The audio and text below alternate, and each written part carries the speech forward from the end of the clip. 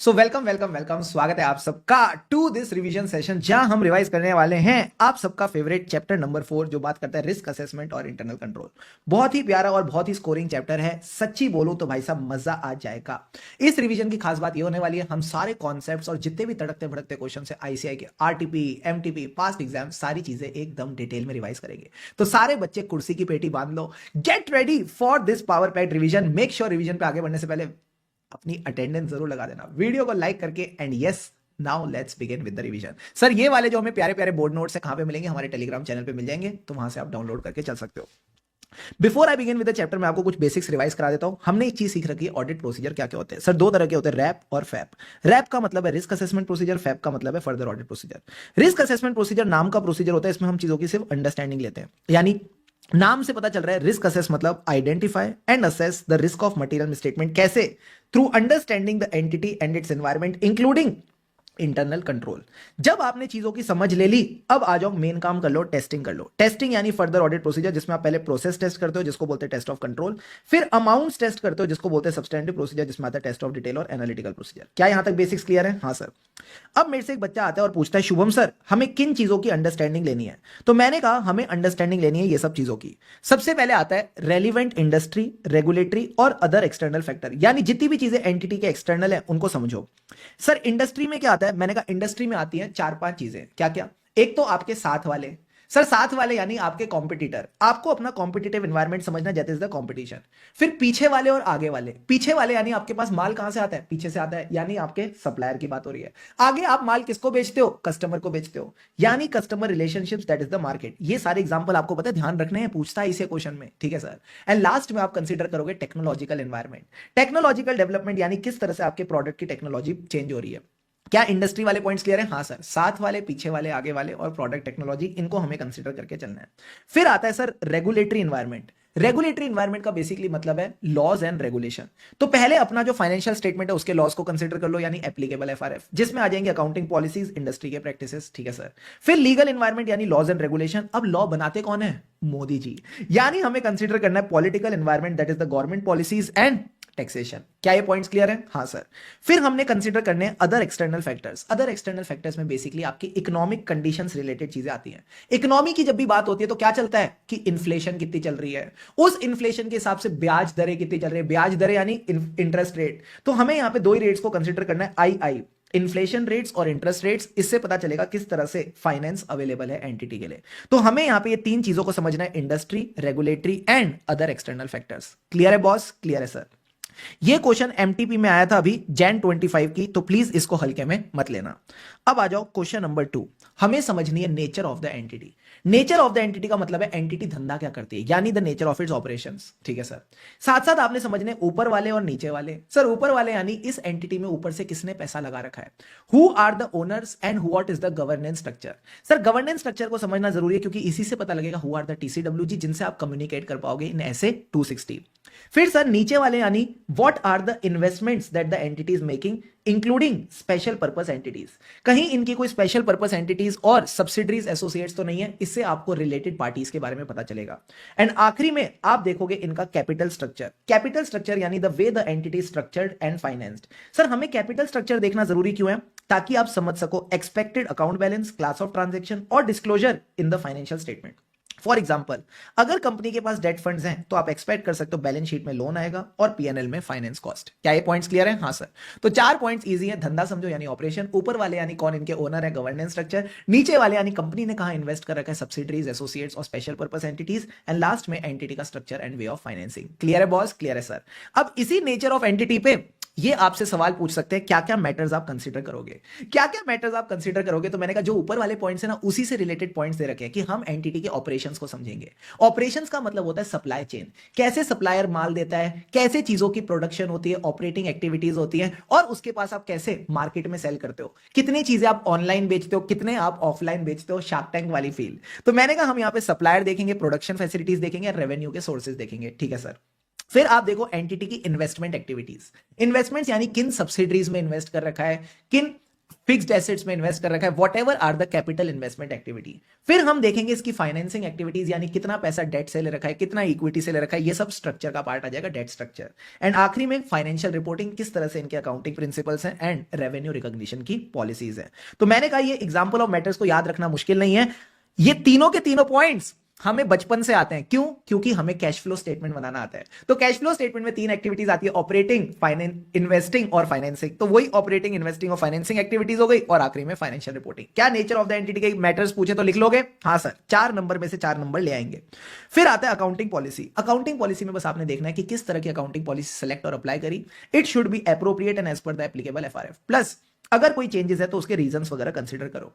अब सिर्फ 2 पॉइंट्स और रह गए, 2 पॉइंट्स और रह गए। मैंने कहा अगले 2 पॉइंट्स हैं एंटिटी के ऑब्जेक्टिव्स, स्ट्रेटेजीज, और ऑब्जेक्टिव्स और स्ट्रेटेजीज में जो चीज बाधा डालती है, जो रोकती है, वो है बिजनेस रिस्क। तो इन्होंने बिजनेस रिस्क के 3 एग्जांपल दे रखे हैं। सर क्या?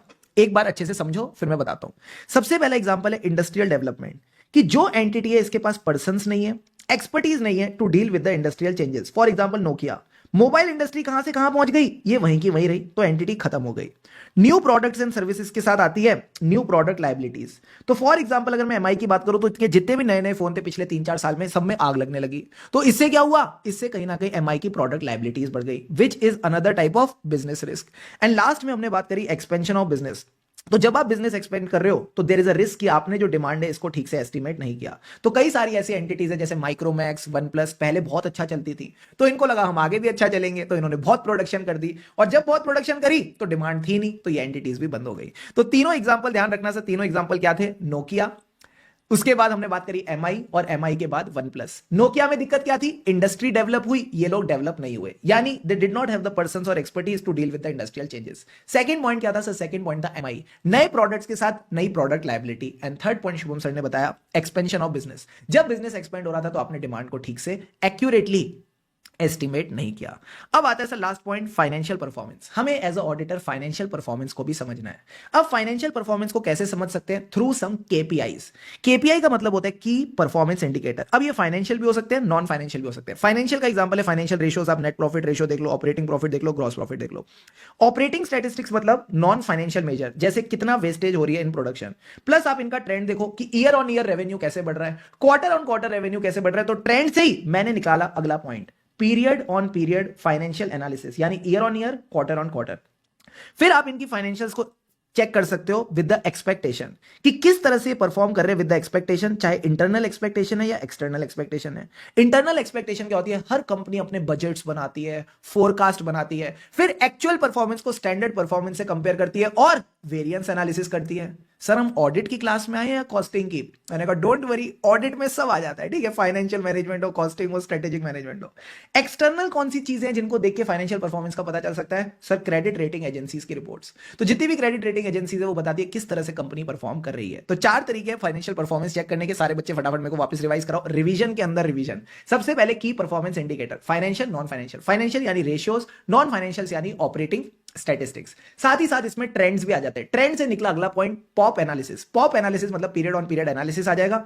इसके बाद 2 तरीके फाइनेंशियल परफॉर्मेंस चेक करने के, एक्सपेक्टेशन, इंटरनल, एक्सटर्नल। इंटरनल यानी बजट्स, फोरकास्ट, और एक्सटर्नल यानी क्रेडिट रेटिंग एजेंसीज की रिपोर्ट्स। क्या पांचों के पांचों पॉइंट्स क्लियर है? हाँ सर, ये जितने भी मैंने अंदर के पॉइंट्स बताए ना, ये वाले, ये वाले, ये वाले, ये सारे न्यूली एडेड टॉपिक्स हैं आईसीआई के। तो इनमें पक्का पक्का चांसेस है आईसीआई आपसे सवाल पूछ सकता है। तो एक बार लास्ट बार मैं आपको फटाफट रिवाइज कराता हूं इसकी समरी। हमने 5 चीजें समझ के चलनी है। सर ये 5 चीजें क्या है? जब भी कोई कपड़ा खरीदने जाते हो तो उसका क्या समझते हैं? सारे बच्चे बताओ। जब भी हम कोई कपड़ा खरीदने जाते हैं तो उसका फैब्रिक समझते हैं। तो अगर हम किसी एंटिटी का ऑडिट करने जाएंगे तो हम क्या समझेंगे? फैब्रिन। अब फैब्रिन का मतलब है, एक एक करके सारे पॉइंट्स रिवाइज करते हैं साथ में, please focus on the board. F for financial performance, जिसके अंदर आप देखते हो केपीआईज, फाइनेंशियल, नॉन फाइनेंशियल, जिसमें आप रेशियोज, ऑपरेटिंग स्टैटिस्टिक्स, ट्रेंड्स की बात करते हो। फिर ट्रेंड का मतलब है पीरियड ऑन पीरियड एनालिसिस। फिर हम बात करेंगे इंटरनल और एक्सटर्नल एक्सपेक्टेशन। इंटरनल एक्सपेक्टेशन यानी budgets, forecast, variance analysis. External expectation यानी क्रेडिट रेटिंग एजेंसीज की रिपोर्ट्स। ये 4 पॉइंट्स पे 4 मार्क्स का क्वेश्चन आ सकता है। A for accounting policy, appropriate, applicable, FRF, और इसके चेंजेस चेक करो। B for business risk. Business risk 3 तरह की थी, Nokia, Mi, OnePlus. Industry के साथ डेवलप नहीं करे, new products, new liabilities, inaccurately estimated the demand in case of growth. फिर आती है relevant industry, regulatory and other external factor. Industry में कौन थे? आगे वाले पीछे वाले, यानी सप्लायर, कस्टमर, कंपटीशन, और साथ ही साथ टेक्नोलॉजी की बात करेंगे। रेगुलेशन में कौन आते हैं? मैंने कहा सबसे पहले रेगुलेशन में आते हैं हमारा एफआरएफ, बेसिक से चलना। फिर पॉलिटिकल एनवायरनमेंट, जो मोदी जी हैं लॉ बनाते हैं, और मोदी जी ने बनाए लॉ, रेगुलेशन और टैक्सेशन। अदर एक्सटर्नल फैक्टर्स में इकोनॉमी की बात होती है, जिसमें आई आ जाते हैं। आई का मतलब है इंटरेस्ट रेट और इन्फ्लेशन। क्या बढ़िया रिवीजन हो गई। फिर आती है नेचर ऑफ एंटिटी, जिसमें आप इसका धंधा समझोगे, ऊपर वाले, नीचे वाले, और capital structure. Easy easy sir. अच्छा, इसके मैटर्स मत भूल जाना। कैश फ्लो स्टेटमेंट, कौन सी activities? Operating, investing, financing, plus financial reporting की पॉलिसीज। क्लियर है बॉस? क्लियर है सर। तो यहां पे हमारा अंडरस्टैंडिंग द मैटर्स वाला जितना भी पार्ट था, ये हमारा पूरा का पूरा कवर हो जाता है। अब एक बच्चा मेरे पास आया, कहता है शुभम सर, अंडरस्टैंडिंग से क्या फायदा होगा? अंडरस्टैंडिंग से क्या फायदा होगा? मैंने कहा अंडरस्टैंड करके ही तो आपको रिस्क ऑफ मटेरियल मिसस्टेटमेंट पता चलती है। उसी के बेसिस पे तो आप अपने फर्दर ऑडिट प्रोसीजर करते हो। So understanding helps to plan the audit, यानी risk assessment procedure, further audit procedure. Plus आपको पता चलता है कौन से ऐसे एरियाज हैं जहां पे आपको स्पेशल अटेंशन देना है। तो अगर आपको लगता है पीरियड ऑन पीरियड कंपनी का रेवेन्यू बहुत बढ़ गया है, पीरियड ऑन पीरियड कंपनी का रेवेन्यू बहुत बढ़ गया है, तो हम रेवेन्यू पे फोकस करके चलेंगे। There is a focus on the revenue. ठीक है, ठीक है सर। अब आता है हमारा फेवरेट टॉपिक। सर क्या? Understanding the entity is a continuous process. ये आईसीआई का फेवरेट टॉपिक है भाई, कभी भी एग्जाम में अब जल्दी मिल सकता है। तो मुझे एक बात बताओ, जो मैं एंटिटी की अंडरस्टैंडिंग ले रहा हूं, क्या ये वन टाइम प्रोसेस है या कंटिन्यूअस प्रोसेस है? Sir, it is a continuous process, जहां आप इंफॉर्मेशन को गैदर करते हो, अपडेट करते हो, एनालाइज करते हो। डू विद मी, गैदर करते हैं, माइंड में अपडेट करते हैं, एनालाइज करते हैं। तो यही बेसिक सी बात आपको समझनी है। Obtaining the understanding of entity is a continuous process, जहां आप गैदर करते हो, अपडेट करते हो, एनालाइज करते हो इंफॉर्मेशन। इससे आपको एक फ्रेम ऑफ रेफरेंस मिल जाता है, जिससे आप ऑडिट को प्लान कर पाओगे और प्रोफेशनल जजमेंट को लगा पाओगे थ्रू आउट द ऑडिट। अब सर, कौन से ऐसे एग्जांपल्स हैं जहां हमें अंडरस्टैंडिंग लेना जरूरी है, जहां एंटिटी की अंडरस्टैंडिंग लिए बिना ये सारी चीजें नहीं हो सकती? तो इन एग्जांपल्स को ध्यान रखना बहुत जरूरी है। अगर अंडरस्टैंडिंग होगी तभी risk of material statement assess कर पाओगे, तभी आप मटेरियलिटी निकाल पाओगे, क्योंकि तभी आपको पता चलेगा क्या बेंचमार्क लेना चाहिए, उस पर क्या परसेंटेज लगानी चाहिए। तभी आपको पता चलेगा एप्रोप्रिएटनेस ऑफ अकाउंटिंग पॉलिसी, कि किस तरह से एंटिटी के कॉन्ट्रैक्ट्स हैं, एग्रीमेंट्स हैं, क्या अकाउंटिंग पॉलिसीज प्रॉपर है। फिर पता चलेगा कौन से एरियाज पे स्पेशल फोकस देना है। अगर एंटिटी की रिलेटेड पार्टीज हैं तो यहां पे फोकस करो। क्या एंटिटी गोइंग कंसर्न ठीक से फॉलो कर रही है, ये भी एंटिटी समझ के ही पता चलेगा। फिर सर, जो हम डेवलप करते हैं एक्सपेक्टेशंस इन एनालिटिकल प्रोसीजर, ये एक्सपेक्टेशंस भी मैं कैसे डेवलप करूंगा, कि कंपनी का कितना रेवेन्यू होना चाहिए, कितने खर्चे होने चाहिए, जब आपने एंटिटी को समझ रखा होगा। और लास्ट में ये देखना कि आपको सफिशिएंट एंड एप्रोप्रिएट एविडेंस मिला कि नहीं, ये भी पॉसिबल नहीं है विदाउट अंडरस्टैंडिंग द एंटिटी। तो मैंने आपसे पूछा कि ये सारे के सारे पॉइंट्स समझ गए? समझ गए सर। अब इनको ध्यान कैसे रखना है? इनको ध्यान कैसे रखना है? तो मैंने कहा मेरे को बताओ, रोमा किसको समझती है? अपनी सास को। तो हमें भी कहीं ना कहीं रोमा की सास को समझ के चलना है। This is a good fun technique to remember this point. तो मैंने कहा रोमा की सास का मतलब है सबसे पहले रोमा। रोमा मतलब RO से रोमम। मां का मतलब है मटीरियलिटी। सास का मतलब है S for special audit consideration, A for accounting policy, A for analytical procedure, and S for sufficiency and appropriateness of audit evidence. Very very important question from exam point of view, इससे हल्के में मत लेना। अगर आप अपने question bank पे हो, क्वेश्चन नंबर 4, तो एक बार देख लो किस तरह से क्वेश्चन एग्जाम में आएगा। सबसे पहले कहता है obtaining the understanding of entity environment is a continuous dynamic process. Explain with example. कौन से एग्जांपल? रोमा की सास। फिर से understanding the entity and environment establishes a frame of reference. आपको एक फ्रेम मिल जाता है to plan the audit and exercise judgement. Give the example. Again कौन से एग्जांपल है? वही जो एग्जांपल बताए उनको एक बार अच्छे से करके चलना। क्लियर है बॉस? क्लियर है सर। अब आ जाओ मेरे साथ आगे। फिर हमने बातें करी टाइप्स ऑफ रिस्क की। अब हमने टाइप्स ऑफ रिस्क की बातें करी, और ये जो टाइप्स ऑफ रिस्क है, इसके बढ़िया बढ़िया क्वेश्चंस भी मैं आपको साथ साथ रिवाइज कराता हुआ चलूंगा। सबसे पहले बात करते हैं ऑडिट रिस्क। ऑडिट रिस्क का मतलब है आपने गलत ओपिनियन दिया जबकि फाइनेंशियल स्टेटमेंट में मटेरियल मिसस्टेटमेंट थी। गलत ओपिनियन यानी आपने हो सकता है अनमॉडिफाइड ओपिनियन दिया जबकि मटेरियल मिसस्टेटमेंट थी। ठीक है sir. It is a function of risk of material misstatement and detection risk, यानी मटेरियल मिसस्टेटमेंट थी और आप उसको डिटेक्ट नहीं कर पाए। अब रिस्क ऑफ मटेरियल मिसस्टेटमेंट क्या होती है? कि फाइनेंशियल स्टेटमेंट में मटेरियल मिसस्टेटमेंट है बिफोर ऑडिट। ये दो चीजों से बना है, इनहेरेंट रिस्क और कंट्रोल रिस्क। सबसे पहले इनहेरेंट रिस्क समझते हैं। इनहेरेंट रिस्क का मतलब है considering the nature of the entity. Considering the nature of the entity और उसके प्रोसेसेस, फाइनेंशियल स्टेटमेंट में जो अजर्शंस हैं उनमें मटेरियल मिसस्टेटमेंट हो सकती है। तो ये कहते हैं व्हाट आर द चांसेस और ससेप्टिबिलिटी, कि कहीं किसी अजर्शन में, अजर्शन किसको लेके होती है? Account balance, class of transaction और डिस्क्लोजर, इसमें मिसस्टेटमेंट हो सकती है, जो कि मटेरियल हो सकती है इंडिविजुअली और in aggregate before considering the controls. ठीक है, यानी कंट्रोल्स कंसीडर करने से पहले क्या चांसेस हैं कि किसी अजर्शन में मटेरियल मिसस्टेटमेंट हो। अब इसके दो एग्जांपल हमने कंसीडर करे। सपोज हमारा जो अकाउंटेंट है, ये अंडरस्टैंड नहीं कर पा रहा क्या? अब AS21 जिससे कंसोलिडेटेड फाइनेंशियल स्टेटमेंट बनते हैं, यानी कोई कॉम्प्लेक्स इशू, तो अगर ये ठीक से समझ ही नहीं पा रहा कि कंसोलिडेटेड फाइनेंशियल स्टेटमेंट कैसे बनाने हैं, तो इससे क्या होगा? There can be material misstatement and this is the inherent risk. और बताओ, मान लो हम बात कर रहे हैं एयरलाइन इंडस्ट्री की, जहां पे कई सारे बिजनेस फेलियर हो रहे हैं, तो यहां पे क्या हो सकता है? There can be a material uncertainty, जो कि अगर फाइनेंशियल स्टेटमेंट में डिस्क्लोज नहीं होगी तो मटेरियल मिसस्टेटमेंट हो सकती है। तो ये दो एग्जांपल्स हैं आपके इनहेरेंट रिस्क के। ठीक है सर, अब आ जाओ कंट्रोल रिस्क की बात करते हैं। इनहेरेंट रिस्क से डील करने के लिए एंटिटी ने क्या लगाए? Internal control. इंटरनल कंट्रोल, ताकि जो मटेरियल मिसस्टेटमेंट है उसको प्रिवेंट कर दे, अगर प्रिवेंट नहीं हो रही तो डिटेक्ट करके करेक्ट कर दे। तो ये कहता है कंट्रोल रिस्क क्या है कि जो इसका काम था कंट्रोल का, प्रिवेंट, डिटेक्ट और करेक्ट करने का, ये नहीं कर पाया। यानी the risk that the misstatement किसमें होती है? असर्शन में। असर्शन किसको लेके? ABCD। It could be material individually or when aggregated with other misstatement. This material misstatement will not be prevented, detected and corrected on a timely basis by the internal control. अब इन्होंने 3 controls के example दिए, ध्यान से समझना। Suppose अगर कोई cash book और चेकबुक है, सपोज कोई कैश बुक और चेकबुक है, ये एक लॉग्ड कस्टडी में पड़ी है जिसको सिर्फ ऑथोराइज पर्सन एक्सेस कर सकते हैं। तो अगर किसी अनऑथोराइज पर्सन ने एक्सेस कर लिया तो कंट्रोल की रिस्क हो गई। ओ, दूसरा केस, इन्होंने फायर एक्सटिंग्विशर रख रखे हैं ताकि रिड्यूस कर सके risk of damage to inventory. तो अगर एक्सटिंग्विशर वर्क नहीं करेगा, एक्सपायर्ड हो गया और उसको रिफिल भी नहीं किया, या फिर स्मोक डिटेक्टर ने वर्क नहीं किया, तो again there is a risk है कि आपकी इन्वेंट्री खराब हो सकती है। अगला कंट्रोल, कंट्रोल की जो भी आप रोजमर्रा के खर्चे देते हो अपने इंप्लॉइज को, कि लेस देन 10,000 जो होगा वो सिर्फ पेटी कैश से जाएगा, उसके ऊपर पेटी कैश नहीं जाएगा। तो अगर किसी इंप्लॉय ने ज्यादा पैसे वगैरह ले लिए, so there is a risk that the control is not followed. तो आप 100 बात की एक बात याद रखना, जहां भी कंट्रोल है और देयर इज अ रिस्क कि कंट्रोल फॉलो नहीं होगा, उसको हम प्यार से बोलते हैं कंट्रोल रिस्क। अब मेरा आप सबसे एक छोटा सा सवाल, सर क्या अगर कंट्रोल्स अच्छे हैं तो कंट्रोल रिस्क कम होगी, अगर कंट्रोल्स बेकार हैं तो कंट्रोल रिस्क ज्यादा होगी? यानी there is a inverse relationship, यानी there is a inverse relationship between both of them. तो remember, inverse relation between the control risk and efficiency of control. अगर एफिशिएंसी अच्छी है कंट्रोल रिस्क कम होगी, अगर एफिशिएंसी बेकार है तो कंट्रोल रिस्क हमेशा ज्यादा होगी। इसके बाद शुभम सर ने आपको और अच्छी अच्छी बातें क्या पढ़ाई थी? मैंने कहा जो भी रिस्क ऑफ मटेरियल मिसस्टेटमेंट है 2 लेवल पे होती है, first floor and second floor. फालतू बातें नहीं करनी। फर्स्ट फ्लोर और सेकंड फ्लोर नहीं होता, financial statement level and assertion level. सारे बच्चे बोलो मेरे साथ, फाइनेंशियल स्टेटमेंट लेवल और असर्शन लेवल।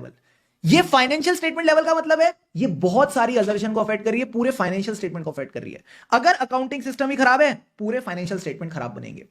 असर्शन लेवल का मतलब है एक असर्शन में दिक्कत है, किसी account balance, class of transaction या डिस्क्लोजर की असर्शन में गलती है, यानी assertion level for a particular ABCD। अब ये असर्शन लेवल पे मैं रिस्क क्यों देखता हूं? ताकि मैं अपने ऑडिट प्रोसीजर कर सकूं, टेस्टिंग कर सकूं। टेस्टिंग करके क्या मिलेगा? Sufficient and appropriate evidence. For example, अगर मुझे लगता है डेटर्स की वैल्यूएशन असर्शन में हाई रिस्क है, तो मैं क्या करूंगा? डेटर्स का एजिंग एनालिसिस चेक करूंगा ताकि सफिशिएंट एंड एप्रोप्रिएट एविडेंस मिल जाए। बात समझ आ रही है? आ रही है सर। सर क्या ऐसे मरियल टॉपिक भी ऐसे एग्जाम में पूछ सकता है? मैंने कहा हाँ। क्वेश्चन नंबर 3 देखो, क्वेश्चन नंबर 3 देखो, तुमको मजा आ जाएगा। Risk of material misstatement exist at financial and assertion level, give the explain the 2 level. तो कुछ नहीं करना, फाइनेंशियल स्टेटमेंट लेवल का मतलब है they relate pervasive to the financial statement as a whole and affect many assertion. Assertion level मतलब छोटी सी risk है, ये सिर्फ एक असर्शन लेवल पे है for the account balance, class of transaction और डिस्क्लोजर, जिसको हम प्यार से बोलते हैं ABCD। इससे क्या डिपेंड होता है? Aunty of further audit procedure, जिससे आप एविडेंस इकट्ठा करोगे और ओपिनियन दोगे। क्लियर है पॉइंट्स? क्लियर है सर। अच्छा हुआ सर आपने क्वेश्चन दिखा दिया, हम इस पार्ट को इग्नोर करने वाले थे। मैंने कहा हाँ मुझे तुम्हारा पता है ना। अब आओ इधर। सर एक बात बताओ, जितने भी स्टैंडर्ड्स हमने पढ़े वहां पे क्या रिस्क ऑफ मटेरियल मिसस्टेटमेंट आता है या इनहेरेंट रिस्क अलग लिखा होता है, कंट्रोल रिस्क अलग लिखा होता है? सर इनहेरेंट और कंट्रोल रिस्क का तो नाम भी नहीं आता बाकी स्टैंडर्ड्स में। हर स्टैंडर्ड में एक ही चीज लिखी होती है, रिस्क ऑफ मटेरियल मिसस्टेटमेंट। तो जब मैं इनहेरेंट रिस्क और कंट्रोल रिस्क को कंबाइन करता हूं तो क्या बनता है? Risk of material misstatement. तो यह कहता है कि हमें कहीं ना कहीं कंबाइंड असेसमेंट करनी ऑफ द रोमन। जो भी स्टैंडर्ड्स हैं वो रेफर नहीं करते to the inherent and control risk separately, rather they refer to the combined risk of material misstatement. तो ऑडिटर क्या करेगा? इसकी मर्जी है, ऑडिटर अपनी मर्जी का मालिक है। He can make a separate or combined assessment of the risk, या फिर जो इसको ठीक लगे। प्लस जो ये रिस्क असेस करेगा ये कैसे करनी है, अगेन इसकी मर्जी है। क्वांटिटेटिव टर्म्स में करना है, नॉन क्वांटिटेटिव टर्म्स। तो मैंने कहा ऑडिटर को मैंने 2 मर्जी दे दी, या तो इंडिविजुअल रिस्क असेस करो या combined risk of material misstatement लो। फिर एक और मर्जी क्या थी, जो भी रिस्क असेस करनी है क्वांटिटेटिव टर्म्स में करो, नॉन क्वांटिटेटिव टर्म्स में करो, एंड लास्ट में मैंने बोला जो भी करो तमीज से करो, यानी make appropriate risk assessment because that is important for the audit. अब सर एक बात बताओ, एक छोटी सी रिस्क रह गई जिसका नाम था डिटेक्शन रिस्क। डिटेक्शन रिस्क का मतलब होता है ऑडिटर अपना ऑडिट प्रोसीजर करेगा to detect the material misstatement, but वो डिटेक्ट नहीं कर पाएगा। यानी risk that the procedures performed by the auditor to reduce the audit risk to an acceptably low level will not detect a misstatement that could be material individually or when aggregated with other misstatement, यानी the risk of not detecting a material misstatement. अब इसके दो छोटे बच्चे हैं, sampling risk और non sampling risk. Sir एक काम करो ना, हमको डिटेक्शन रिस्क पे कुछ अच्छे क्वेश्चंस करा दो, हमको डिटेक्शन रिस्क पे कुछ अच्छे क्वेश्चंस करा दो तो मजा आ जाएगा। मैंने कहा वो क्वेश्चंस कराने से पहले मैं आपको एक कॉन्सेप्ट रिवाइज कराना चाहता हूं। सर क्या ऑडिट रिस्क ज्यादा होनी चाहिए कम होनी चाहिए? सर कम होनी चाहिए, यानी it should be reduce to an acceptably low level. तो अगर ऑडिट रिस्क कम रखनी है और रिस्क ऑफ मटेरियल मिसस्टेटमेंट ज्यादा है तो डिटेक्शन रिस्क क्या होगी? कम होनी चाहिए। डिटेक्शन रिस्क को कम करने के लिए क्या करेंगे? ज्यादा टेस्टिंग करेंगे, ज्यादा सैंपल देखेंगे और ये कोई ढंग का बंदा करे, यानी it should be done by a competent person ताकि कोई भी एरर्स ना हो। Ready sir. अब आ जाओ, बढ़िया बढ़िया क्वेश्चंस कराता हूं आपको डिटेक्शन रिस्क वाले। सबसे पहले आ जाओ क्वेश्चन नंबर 6 की बात करते हैं। सारे बच्चे देखो क्वेश्चन 6 क्या कहता है। ये कहता है Satranga foods private limited is manufacturing pickles, चटपटी अचार। ऑडिटर्स ऑफ द कंपनी ने प्लान किया audit procedure in respect of recognition of revenues of the company. Despite this chances हैं कि जो मिसस्टेटमेंट है ये आइडेंटिफाई नहीं हो पाएंगे बाय द ऑडिट प्रोसीजर। तो ये कहता है आइडेंटिफाई करो ये कौन सी रिस्क है। तो मैंने कहा अगर ऑडिटर के प्रोसीजर मिसस्टेटमेंट को आइडेंटिफाई नहीं कर पा रहे, इसको क्या कहते हैं? Detection risk. प्लस इसको डिटेल में बताओ। तो मैंने कहा कुछ नहीं करना, ज्यादा डिटेल में नहीं जाना, डिटेक्शन रिस्क आइडेंटिफाई करो, उसकी डेफिनेशन लिखो जो हमने अभी डिस्कस करी कि जो हमारे प्रोसीजर है वो मटेरियल मिसस्टेटमेंट को डिटेक्ट नहीं कर पाएंगे। अब सर ज्यादा डिटेल में जाना है, ज्यादा डिटेल में जाना है तो आपको सैंपलिंग रिस्क और नॉन सैंपलिंग रिस्क भी समझानी पड़ेगी। ये हम कहां पढ़ते हैं? ऐसे 530 में। सैंपलिंग रिस्क का मतलब था कि जो कंक्लूजन में सैंपल से निकालूंगा, जो कंक्लूजन में सैंपल से निकालूंगा इट विल बी डिफरेंट कि अगर मैं पूरी पॉपुलेशन टेस्ट करता। सो ये कहता है conclusion on the sample can be different अगर आप इंटायर पॉपुलेशन को सेम ऑडिट प्रोसीजर लगाते हैं। ठीक है सर। नॉन सैंपलिंग रिस्क का क्या मतलब था? गलत कंक्लूजन रीच करना जिसका रीजन सैंपलिंग नहीं है, जिसका जिम्मेदार सैंपलिंग नहीं है, यानी reaching a erroneous conclusion for which the reason is not related to sampling risk. For example अगर आपने प्रोसीजर ही गलत किया है तो इसमें सैंपलिंग की क्या गलती है? क्या इस तरह का क्वेश्चन अटेम्प्ट करना आ गया? हाँ सर। क्वेश्चन नंबर 6 को इंपॉर्टेंट रखना for your exam point of view. अब एक क्वेश्चन और करा रहा हूं एकदम तड़कता भड़कता, क्वेश्चन नंबर 7। क्वेश्चन नंबर 7 कहता है कि भाई एक कंपनी का आप ऑडिट कर रही थी, सीए टीना। ठीक है सर। इसने नोटिस किया कि जो ग्रॉस प्रॉफिट रेशियो है ये इंक्रीज हुआ from 14% in the previous year to 24% in the current year. क्या बढ़ गया? ग्रॉस प्रॉफिट इस साल बढ़ गया। तो इसको लगता है यार ये ग्रॉस प्रॉफिट में जो इंक्रीज आया ना इसकी वजह से रिस्क ऑफ मटेरियल मिसस्टेटमेंट ज्यादा है। तो during the discussion with the team ये कहती है कि डिटेक्शन रिस्क को भी ज्यादा रखते हैं। अरे पागल लड़की है क्या? ठीक है, जेठालाल बोलता है ना ए पागल औरत, मतलब इसके यहां पे रोमम ज्यादा है तो ये कह रही है डिटेक्शन रिस्क को भी ज्यादा रखो। वो मीम आती है ना पाकिस्तान वाला, वो जो बंदा ऐसे खड़ा रहता है। मेरे को भी टीना को देख के यही फील आ रही है, क्या कर रही है लड़की? तो सारे बच्चे एक बात बताओ, इसमें 2 सवाल पूछे गए, क्या क्या पॉसिबल रीजंस हो सकते हैं in the increase in gross profit, and दूसरा do you agree with the view point of Tisha है टीना है पता नहीं क्या, बार बार नाम चेंज करते रहते हैं क्वेश्चन में खुद ही, और इसका रीजन बताओ। तो मैंने कहा सबसे पहले सेकंड पार्ट डील करते हैं। तो आपने बोलना है कि जो टीशा है वो सही नहीं सोच रही, पहले डिटेक्शन रिस्क डिफाइन कर दो। ठीक है सर। फिर बोलो डिटेक्शन रिस्क को कम रखना है क्योंकि रिस्क ऑफ मटेरियल मिसस्टेटमेंट ज्यादा है, her view is not proper. Deal done sir. अब सर ग्रॉस प्रॉफिट ज्यादा क्यों हो सकता है? ग्रॉस प्रॉफिट ज्यादा क्यों हो सकता है? तो मैंने कहा ग्रॉस प्रॉफिट 3 रीजंस की वजह से ज्यादा हो सकता है। आपको ट्रेडिंग अकाउंट बनाना आता है? हाँ सर। तो मुझे बताओ ट्रेडिंग अकाउंट में क्या आता है? डायरेक्ट एक्सपेंसेस, ग्रॉस प्रॉफिट, और राइट में आती है सेल्स, और इधर आता है क्लोजिंग स्टॉक। तो अगर ग्रॉस प्रॉफिट ज्यादा है तो क्या ज्यादा होगा? मैंने कहा हो सकता है इन्होंने सेल्स को इन्फ्लेट कर रखा है, क्लोजिंग स्टॉक को इन्फ्लेट कर रखा है, या डायरेक्ट एक्सपेंसेस को कम दिखा रखा है। कहीं ना कहीं डायरेक्ट एक्सपेंसेस को कम दिखा रखा है। तो यही लॉजिक यूज करके आपने यहां पे पॉइंट लिखने हैं। Over valuation of inventory, over statement of the revenues, और under statement of the direct expenses. तो कॉन्सेप्चुअली बस आपने 3 रीजन यहां पे देके चलने हैं। मजा आ गया सर। एमटीपी सितंबर 24 का क्वेश्चन है, हल्के में मत लेना। Deal done sir.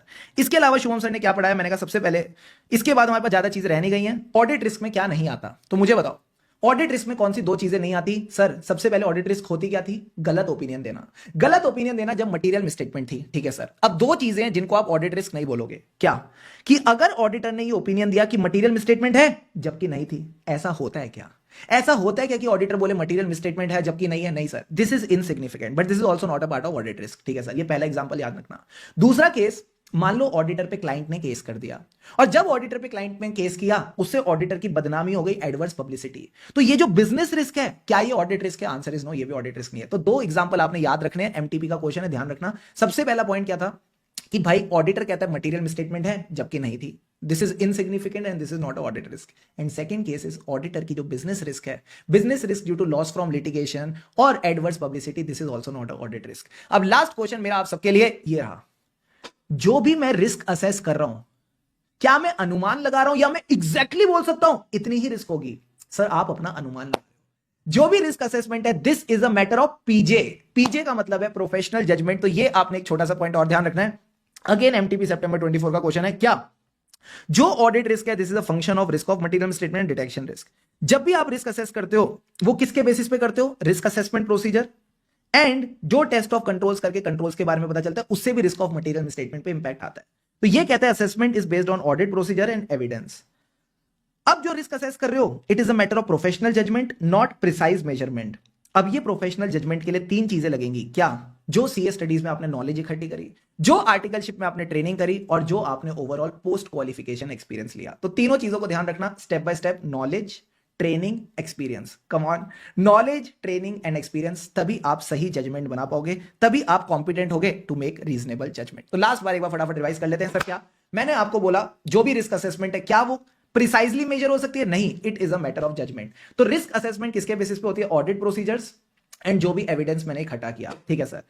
जो आप रिस्क असेस कर रहे हो it is a matter of professional judgement not precise measurement. ये प्रोफेशनल जजमेंट आती कैसे है? नॉलेज, ट्रेनिंग, एक्सपीरियंस, इससे आप कॉम्पिटेंट बनते हो to make a sound judgement. Clear है बॉस? क्लियर है सर। इसी से रिलेटेड हमारे पास यहां पे क्वेश्चन नंबर 2 दे रखा है कि assessment of risk is a matter of professional judgement, explain stating clearly what is not included in audit risk. तो इसने दोनों क्वेश्चंस को मिला दिया, इसको एक बार फटाफट गो थ्रू करके चल लेना। तो सबसे पहले assessment of risk is a matter of professional judgement, यानी आप ये किसके बेसिस पे बनाते हो? ऑडिट प्रोसीजर और audit evidence. It is a matter of professional judgement rather than precise measurement. अब ऑडिट रिस्क में क्या नहीं आता कि मटेरियल मिसस्टेटमेंट है, आपने ओपिनियन दिया मटेरियल मिसस्टेटमेंट है जबकि नहीं थी, इट इज इनसिग्निफिकेंट, ये ऑडिट रिस्क नहीं है।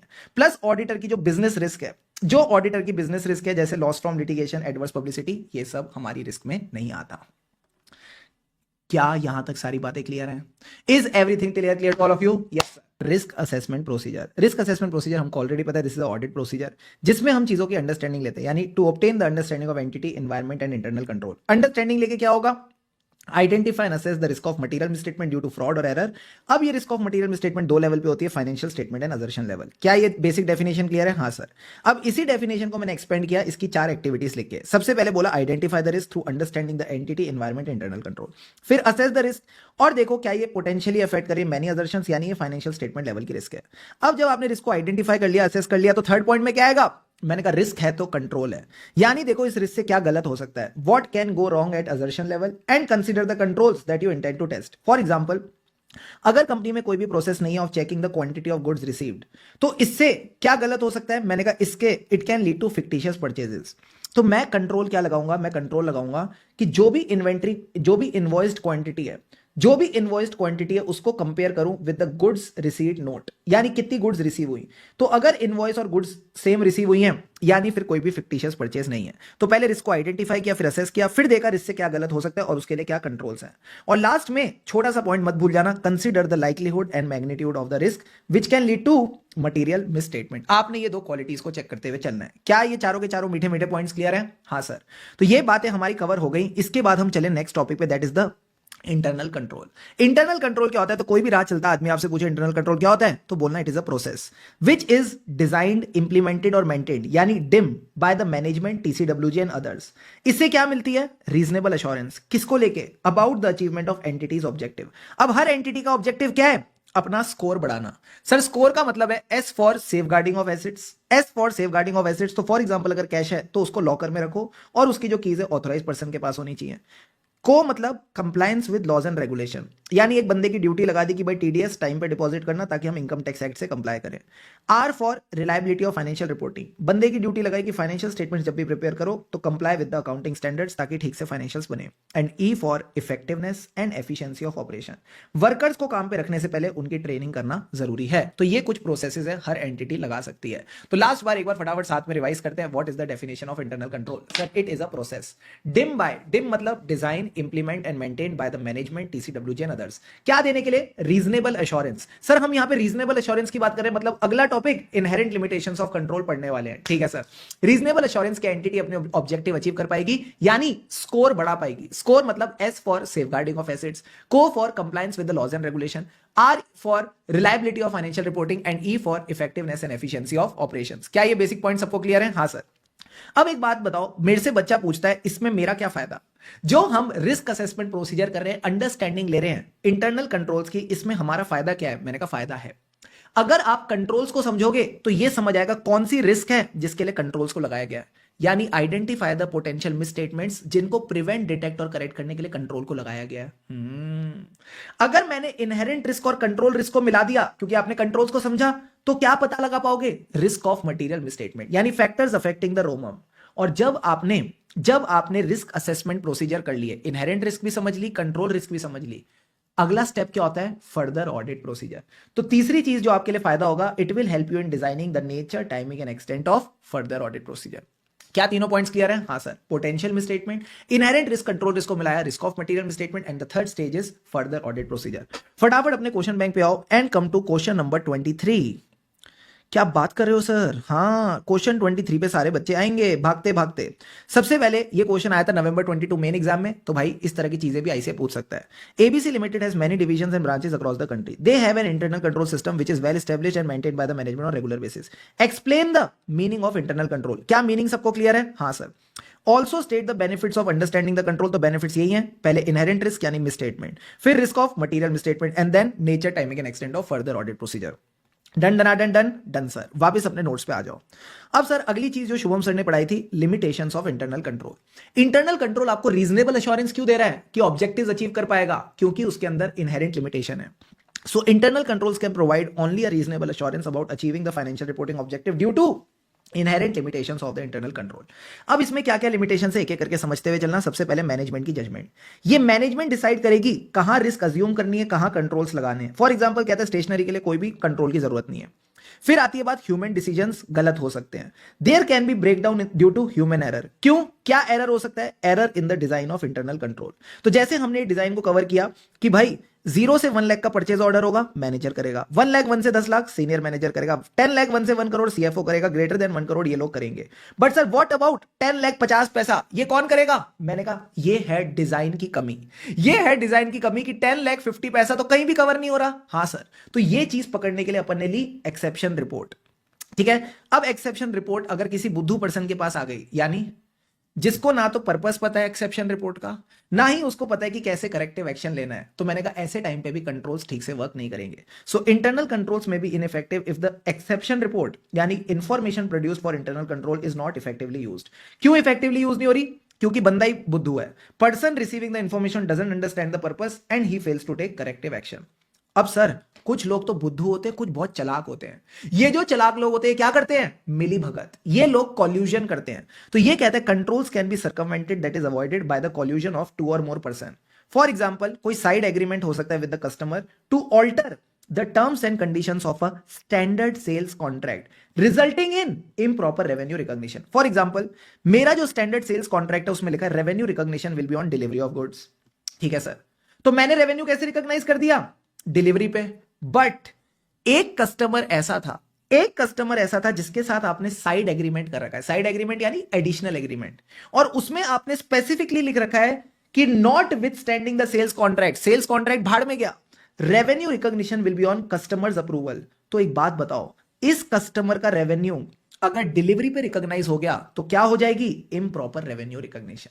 फिर यहां पे इम्प्रॉपर रेवेन्यू रिकॉग्निशन हो जाएगी। तो यही बात मैंने कॉल्यूजन में आपको सिखाई। फिर मैंने बोला एक और topic, inappropriate management override of control. Management override कैसे कर सकता है? तो एग्जांपल समझना।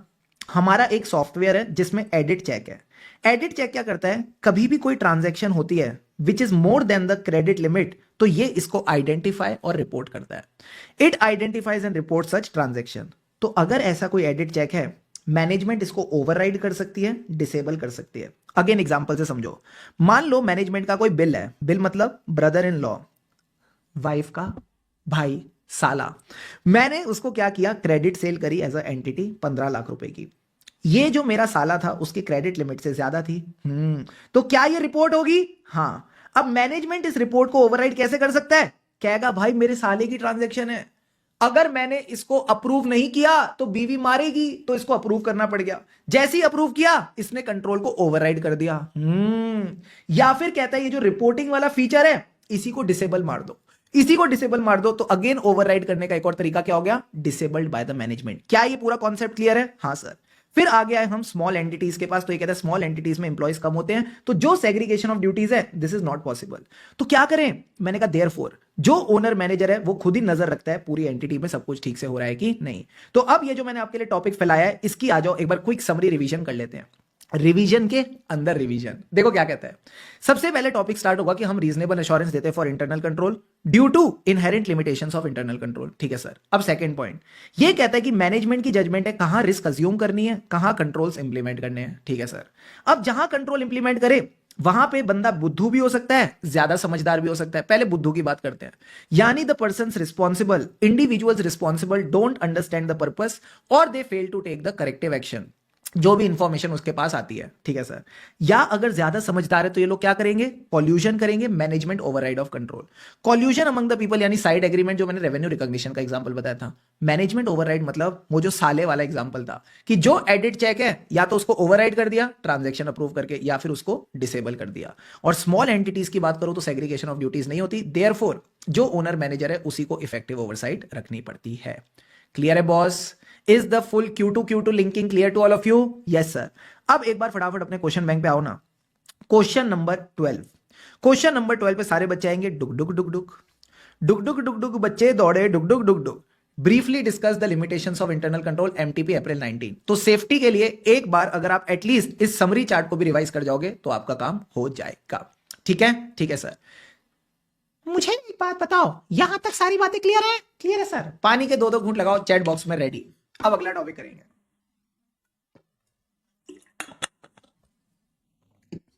Ready sir.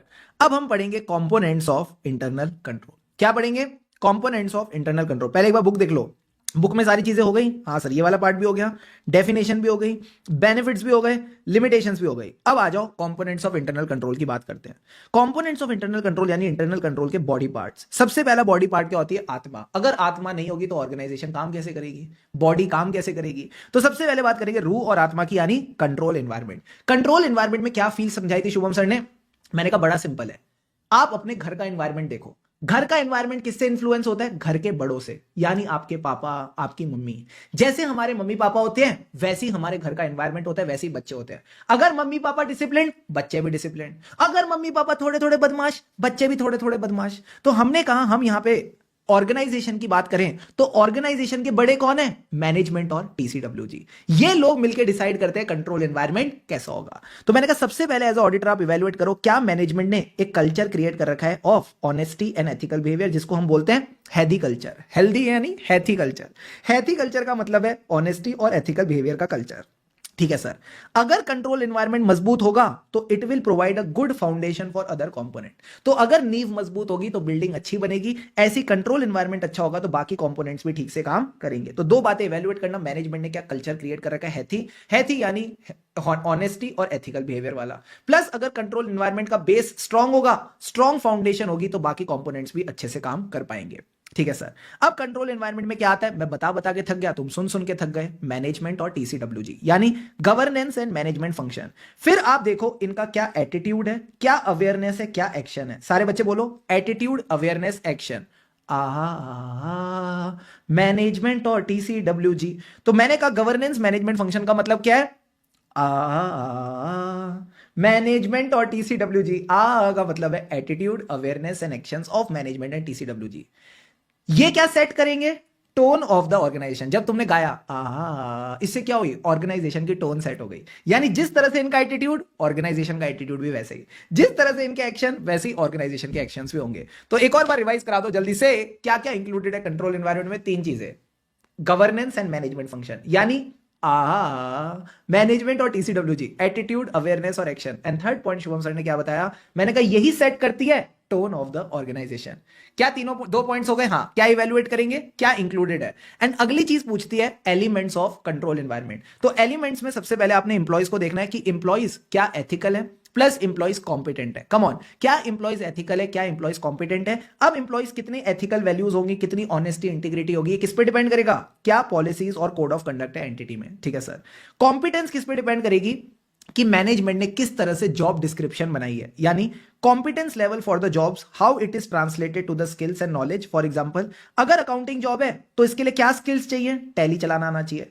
क्या नॉलेज चाहिए, एएस की नॉलेज चाहिए। तो ध्यान रखना, इंप्लॉइज में इंटीग्रिटी और एथिकल वैल्यूज होनी चाहिए, साथ ही साथ कॉम्पिटेंस होनी चाहिए। अंदर की बात आप अपने वर्ड्स में भी लिख सकते हो, लॉजिकली चलेगा। ठीक है सर। अगला पेयर हमने बनाया इंप्लॉइज के ऊपर, कौन, एंटिटी के बड़े, यानी मैनेजमेंट और टीसीडब्ल्यूजी। टीसीडब्ल्यूजी के अंदर तीन क्वालिटीज होनी चाहिए। टीसीडब्ल्यूजी मैनेजमेंट से अलग होगी, अलग यानी एक अलग स्टेचर पे होगी, एक अलग एक्सपीरियंस के साथ होगी। बट सर अलग होके सो नहीं जाना, आपने इन्वॉल्व रहना है, मैनेजमेंट की एक्टिविटीज को स्क्रूटिनाइज करना है कि कहीं ये फ्रॉड ना कर रहे हो। तो तीन बातें ध्यान रखना, independent from the management, good stature, good experience, but अलग होकर सोना नहीं है, आपने इन्वॉल्व भी रहना है, एक्टिविटीज को स्क्रूटिनाइज भी करना है। ठीक है सर। मैनेजमेंट की फिलोसफी और स्टाइल किसको लेके, अकाउंटिंग को लेके। अकाउंटिंग को सीए फाइनल पे क्या कहते हैं, फाइनेंशियल रिपोर्टिंग। तो कहते हैं managements attitude towards financial reporting and accounting functions and person. क्या चार पॉइंट्स हो गए, हाँ सर। इंप्लॉइज की कॉम्पिटेंस, इंप्लॉइज की एथिकल बिहेवियर और इंटीग्रिटी, मैनेजमेंट और टीसीडब्ल्यूजी, चार पॉइंट्स हो गए। हाँ, अब बात करते हैं ऑर्गेनाइजेशन स्ट्रक्चर, अथॉरिटी और रिस्पॉन्सिबिलिटी।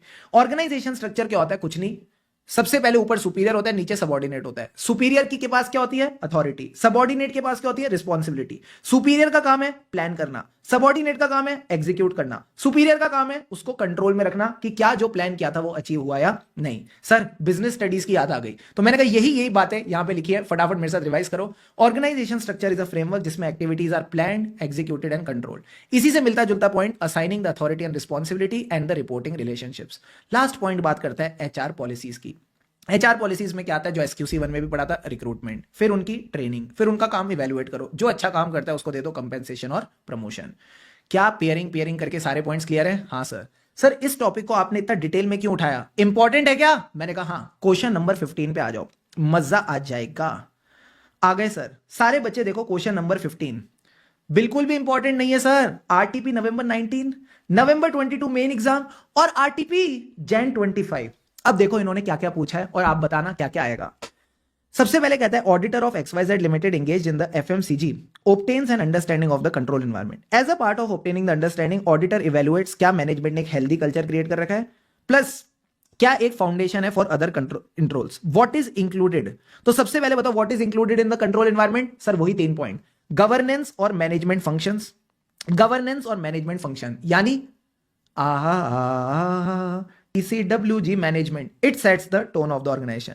अगला पार्ट, एक्सप्लेन द एलिमेंट्स, तो जो शुभम सर ने पेयरिंग करके दिया है उसको ध्यान रखना है। यानी सबसे पहले आएगा integrity and ethical values of the employees, फिर उनकी कॉम्पिटेंस, फिर टीसीडब्ल्यूजी की क्वालिटीज, फिर मैनेजमेंट का स्टाइल, फिर ऑर्गेनाइजेशन स्ट्रक्चर, अथॉरिटी रिस्पॉन्सिबिलिटी और एचआर की पॉलिसीज। ये पेयरिंग करके आप इस तरह से ध्यान रख के चलोगे। क्लियर है बॉस, क्लियर है सर। अब इसके बाद हम चले अगले टॉपिक पे जिसका नाम था existence of satisfactory control environment not a absolute deterrent to fraud. मुझे एक बात बताओ, मुझे सारे बच्चे एक बात बताओ सर, क्या अगर पापा अच्छे हैं, अगर पापा अच्छे हैं तो क्या इसकी गारंटी है कि बच्चा कोई भी गलत काम नहीं करेगा? क्या ये गारंटी देता है कि बच्चा कोई भी गलत काम नहीं करेगा? मैंने कहा नहीं। पापा अच्छे हैं तो उनका इन्फ्लुएंस बच्चे पे आ सकता है, अच्छा इन्फ्लुएंस आएगा, but it is not a guarantee कि बच्चा कोई गड़बड़ नहीं करेगा। इसी तरह अगर कंट्रोल एनवायरनमेंट अच्छा है तो हो सकता है एंटिटी के कंट्रोल इफेक्टिव हो सकता है रिस्क ऑफ मटेरियल मिसस्टेटमेंट कम हो, but it is not a guarantee कि एंटिटी में फ्रॉड नहीं होगा, क्योंकि यार कोई ना कोई एक दो तो पंगे वाले लोग हो सकते हैं जो फ्रॉड करे। तो यही बात हमको यहां पे लिखनी है कि 2 केसेस हो सकते हैं, या तो कंट्रोल एनवायरनमेंट अच्छा है या बुरा है। अगर अच्छा है तो it is a positive factor when assessing the रोमम। Positive factor मतलब रोमम कम होगी, इजी सर। अगर बुरा है तो there is a deficiency in the control environment, it reduces the effectiveness of control. Example, IT security के लिए अगर आपने सफिशिएंट रिसोर्सेज नहीं दे रखे तो यहां पे डेटा में इंप्रॉपर चेंजेस हो सकते हैं, फ्रॉड वगैरह वाली चीजें हो सकती हैं। तो अगर मैं कंक्लूड करूं, बड़ा सिंपल है, control environment does not prevent, detect or correct the material misstatement, but yes it can influence the evaluation of effectiveness of controls and ROMM. क्या ये बेसिक बात क्लियर है? क्लियर है सर। अब आ जाओ सेकंड कंपोनेंट की बात करते हैं, entities risk assessment process. Sir ये तो बहुत ही आसान है, जैसे हमारा रिस्क असेसमेंट प्रोसीजर होता था वैसी एंटिटी का रिस्क असेसमेंट प्रोसीजर है। सबसे पहले रिस्क को आइडेंटिफाई करो, कौन सी? Relevant to financial reporting. फिर इनकी दो क्वालिटीज असेस करेंगे, लाइक्लीहुड और मैग्नीट्यूड। मैंने कहा मैग्नीट्यूड की जगह यहां पे प्लीज सिग्निफिकेंस लिख देना, प्लीज सिग्निफिकेंस लिख देना। तो assess the likelihood and significance of the risk. अगर लगता है रिस्क बहुत ही गंभीर है तो इसके लिए कंट्रोल्स लगाएंगे, यानी actions to mitigate the risk. तो चारों पॉइंट्स वापस बताओ, identify the risk, likelihood, significance. अगर है तो फिर एक्शंस लेके रिस्क को मिटिगेट करो। क्लियर है बॉस? क्लियर है सर। अब इसका फायदा क्या है? मैंने कहा सबसे पहले जो एंटिटी है उसको एक बेसिस मिल जाता है टू मैनेज द रिस्क, यानी जब ये रिस्क आइडेंटिफाई करेगी, लाइक्लीहुड और सिग्निफिकेंस देखेगी, तभी तो ये एक्शन ले पाएगी टू मैनेज द रिस्क। हाँ सर, तो एक बेसिस बन जाता है रिस्क को मैनेज करने के लिए। ऑडिटर के लिए क्या फायदा है कि सर एक बात बताओ, तुमको एज अ ऑडिटर भी तो रिस्क को आइडेंटिफाई करना था अपने रिस्क असेसमेंट प्रोसीजर में। हाँ सर। तो मैंने कहा तुम क्यों करना चाहते हो? एंटिटी की आइडेंटिफाइड रिस्क उठा लो।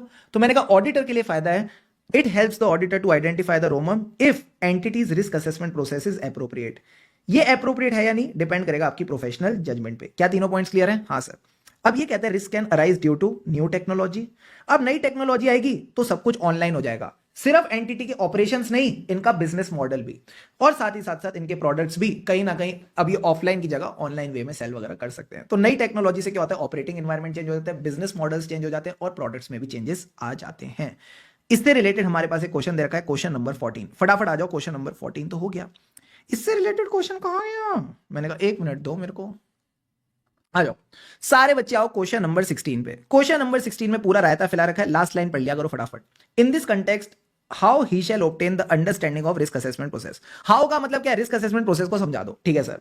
उसके बाद कहता है how is this understanding important for the auditor. तो मैंने कहा इंपॉर्टेंस में आप ये बोलोगे एंटिटी को एक बेसिस मिल जाता है रिस्क मैनेजमेंट के लिए, ऑडिटर को रिस्क मिल जाती है अगर प्रोसेस एप्रोप्रिएट है। एप्रोप्रिएट है या नहीं किस पे डिपेंड करता है? ऑडिटर की प्रोफेशनल जजमेंट पे। और आखिरी में आप रिस्क के एग्जांपल दे सकते हो, नई टेक्नोलॉजी, उससे आपका ऑपरेटिंग एनवायरनमेंट बदल जाता है, बिजनेस मॉडल्स बदल जाते हैं, प्रोडक्ट्स बदल जाते हैं। ठीक है, ठीक है सर।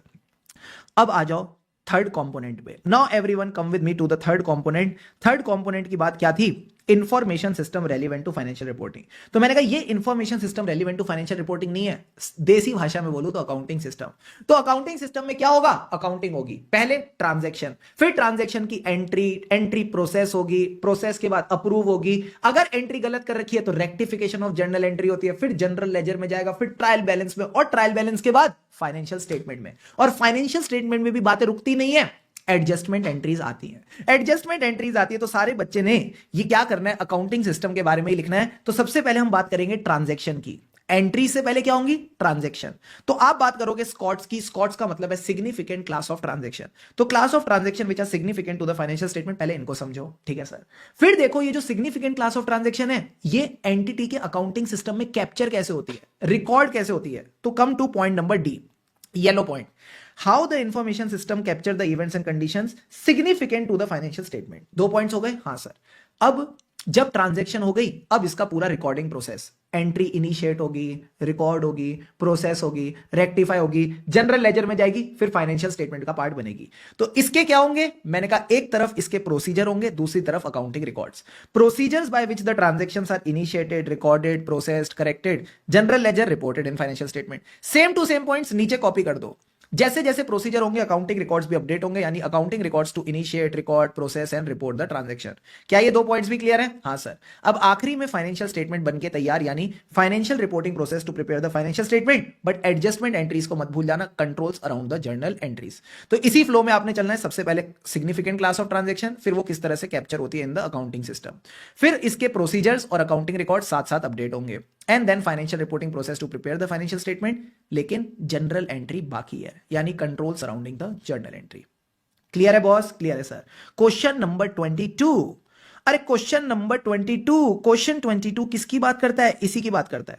ये कहता है auditor shall obtain the understanding of the information system. हम इंफॉर्मेशन सिस्टम समझेंगे relevant to financial reporting including class of transaction significant to financial statement, control surrounding the journal entry, explain other consideration। तो इसने आपको इसने आपको class of transaction वाला point दे दिया, controls around journal entry वाला पॉइंट दे दिया, कह रहे बाकी पॉइंट्स बताओ। तो मैंने कहा सारे पॉइंट शुभम सर ने करा रखे हैं। सबसे पहले स्कॉट्स के बाद देखो इन्फॉर्मेशन सिस्टम इसको कैसे कैप्चर करता है। फिर 2 पॉइंट साथ साथ कौन से चलेंगे, प्रोसीजर्स और अकाउंटिंग रिकॉर्ड्स, और आखिरी में फाइनेंशियल स्टेटमेंट तैयार लेकिन एंट्री अभी बाकी है, control surrounding the journal entry. Clear है बॉस? क्लियर है सर? ऑसम। अब वापस आ जाओ अपने नोट्स पे। आ गए sir. Last topic of this revision. ये कौन सा टॉपिक था सर? इधर देखो, मैंने कहा आज हमने जो लास्ट टॉपिक पढ़ा that was control activities. Control activities are the real controls. अब तक जितने भी मैंने आपको पॉइंट्स पढ़ाए, कंट्रोल एनवायरनमेंट, क्या एक्चुअल में कोई कंट्रोल हो रहा था? नहीं, माहौल था। रिस्क असेसमेंट प्रोसेस, उसमें तो एंटिटी रिस्क आइडेंटिफाई करती है और कंट्रोल्स लगाती है, कोई कंट्रोल की बात हुई नहीं। तीसरा अकाउंटिंग सिस्टम पढ़ा। अब चौथे में हम एक्चुअली कंट्रोल्स की बात करने वाले हैं। ये कौन कौन से कंट्रोल है? मैंने कहा 4 कंट्रोल एक्टिविटीज है। सबसे पहले परफॉर्मेंस रिव्यू, एक्चुअल परफॉर्मेंस को स्टैंडर्ड से कंपेयर किया, वेरिएंस एनालाइज किया। इंफॉर्मेशन प्रोसेसिंग, कि जो अकाउंटिंग सिस्टम में कैलकुलेशंस हो रही है वो अरिथमेटिकली ठीक है कि नहीं, यानी अगर 5+3 होता है तो 8 ही आना चाहिए। ठीक है sir. Physical control, physical assets के लिए कैश लॉकर में होनी चाहिए, इन्वेंट्री की फिजिकल वेरिफिकेशन होनी चाहिए। तो these are the physical control. Segregation of duties मैंने आपको ऑलरेडी बता दिया। क्या बताया सर? मैंने कहा सिंपल सी बात है गुरु, इधर देखो, अगर आप इन्वेंट्री खरीद रहे हो तो इसमें 4 लोग मिलकर काम करेंगे, ऑथोराइज करने वाला अलग, एग्जीक्यूट करने वाला अलग यानी खरीद के लाने वाला अलग, ये किसी और की फिजिकल कस्टडी में रहेगी और रिकॉर्डिंग कोई और करेगा। क्योंकि अगर एक ही बंदा कर रहा होता तो वो फ्रॉड कर सकता है, तो हमने अलग अलग बंदों को काम दिया। तो that means segregation of duties is important, ensuring different people have the different responsibility of authorising, recording and maintaining the custody of assets. तो मुझे बताओ आपके घर का पानी कौन कंट्रोल करता है? मैंने कहा पाइप्स। पाइप्स का मतलब है P for physical security, I for information processing, P का मतलब है परफॉर्मेंस रिव्यू एंड एस का मतलब है segregation of duties. Segregation of duties, यहां हमारा कंट्रोल एक्टिविटीज वाला पार्ट डन डनाडन डन। Monitoring of controls. अब मॉनिटरिंग ऑफ कंट्रोल्स क्या कहता है कि sir this is the last component of internal control, जिसमें आप कह सकते हो it is a process to assess the effectiveness of the performance of internal control. क्या इंटरनल कंट्रोल ठीक से परफॉर्म कर रहे हैं या नहीं। अब इसका फायदा क्या है? मैंने कहा सिंपल है, टाइमली बेसिस पे आप रेमेडियल एक्शंस ले पाओगे। तो assess the effectiveness on a timely basis and take remedial action. अब सर ये करना कैसे? तो मैंने कहा 3 तरीके हैं, ऑनगोइंग एक्टिविटीज, सेपरेट इवैल्यूएशन या combination of the 2। Separate evaluation generally internal audit department करता है। ऑनगोइंग एक्टिविटीज में क्या आता है? मैंने कहा हमारे पास इंफॉर्मेशन आती है, information from the external parties like customer complaints और रेगुलेटर कमेंट्स। इनसे क्या होगा? इनसे हाईलाइट होती है प्रॉब्लम एरियाज फॉर इंप्रूवमेंट। तो ये आपको कहीं ना कहीं पता चल जाता है। तो यहां हमने मॉनिटरिंग ऑफ कंट्रोल्स कवर किया। तो एक बार आ जाओ, बुक से भी एक बार फटाफट गो थ्रू करा देता हूं। मॉनिटरिंग में क्या कहता है? Monitoring of controls is a process to assess the effectiveness of the internal controls over a time. इससे फायदा क्या होगा? मैंने कहा बड़ा सिंपल है, it helps to assess the effectiveness on a timely basis and take remedial action. ये आप कैसे कर सकते हो? Through ongoing activities, separate evaluation और कॉम्बिनेशन ऑफ 2। अब बच्चा कहते हैं ऑनगोइंग एक्टिविटीज में कौन कौन हमको बताएगा? 2 बदमाश लोग हमको बताते हैं इन्फॉर्मेशन। कौन कौन? एक तो कस्टमर कंप्लेंट्स, एक रेगुलेटर कमेंट्स। जो कस्टमर कंप्लेंट्स और रेगुलेटर कमेंट है ये क्या कर सकते हैं? हाईलाइट कर सकते हैं problems and areas for improvement. क्या ये बेसिक 4 बातें क्लियर है? हाँ सर। अब इसके बाद आ जाओ क्वेश्चन नंबर 18 पे। सारे के सारे प्यारे प्यारे बच्चे आ जाएं क्वेश्चन नंबर 18।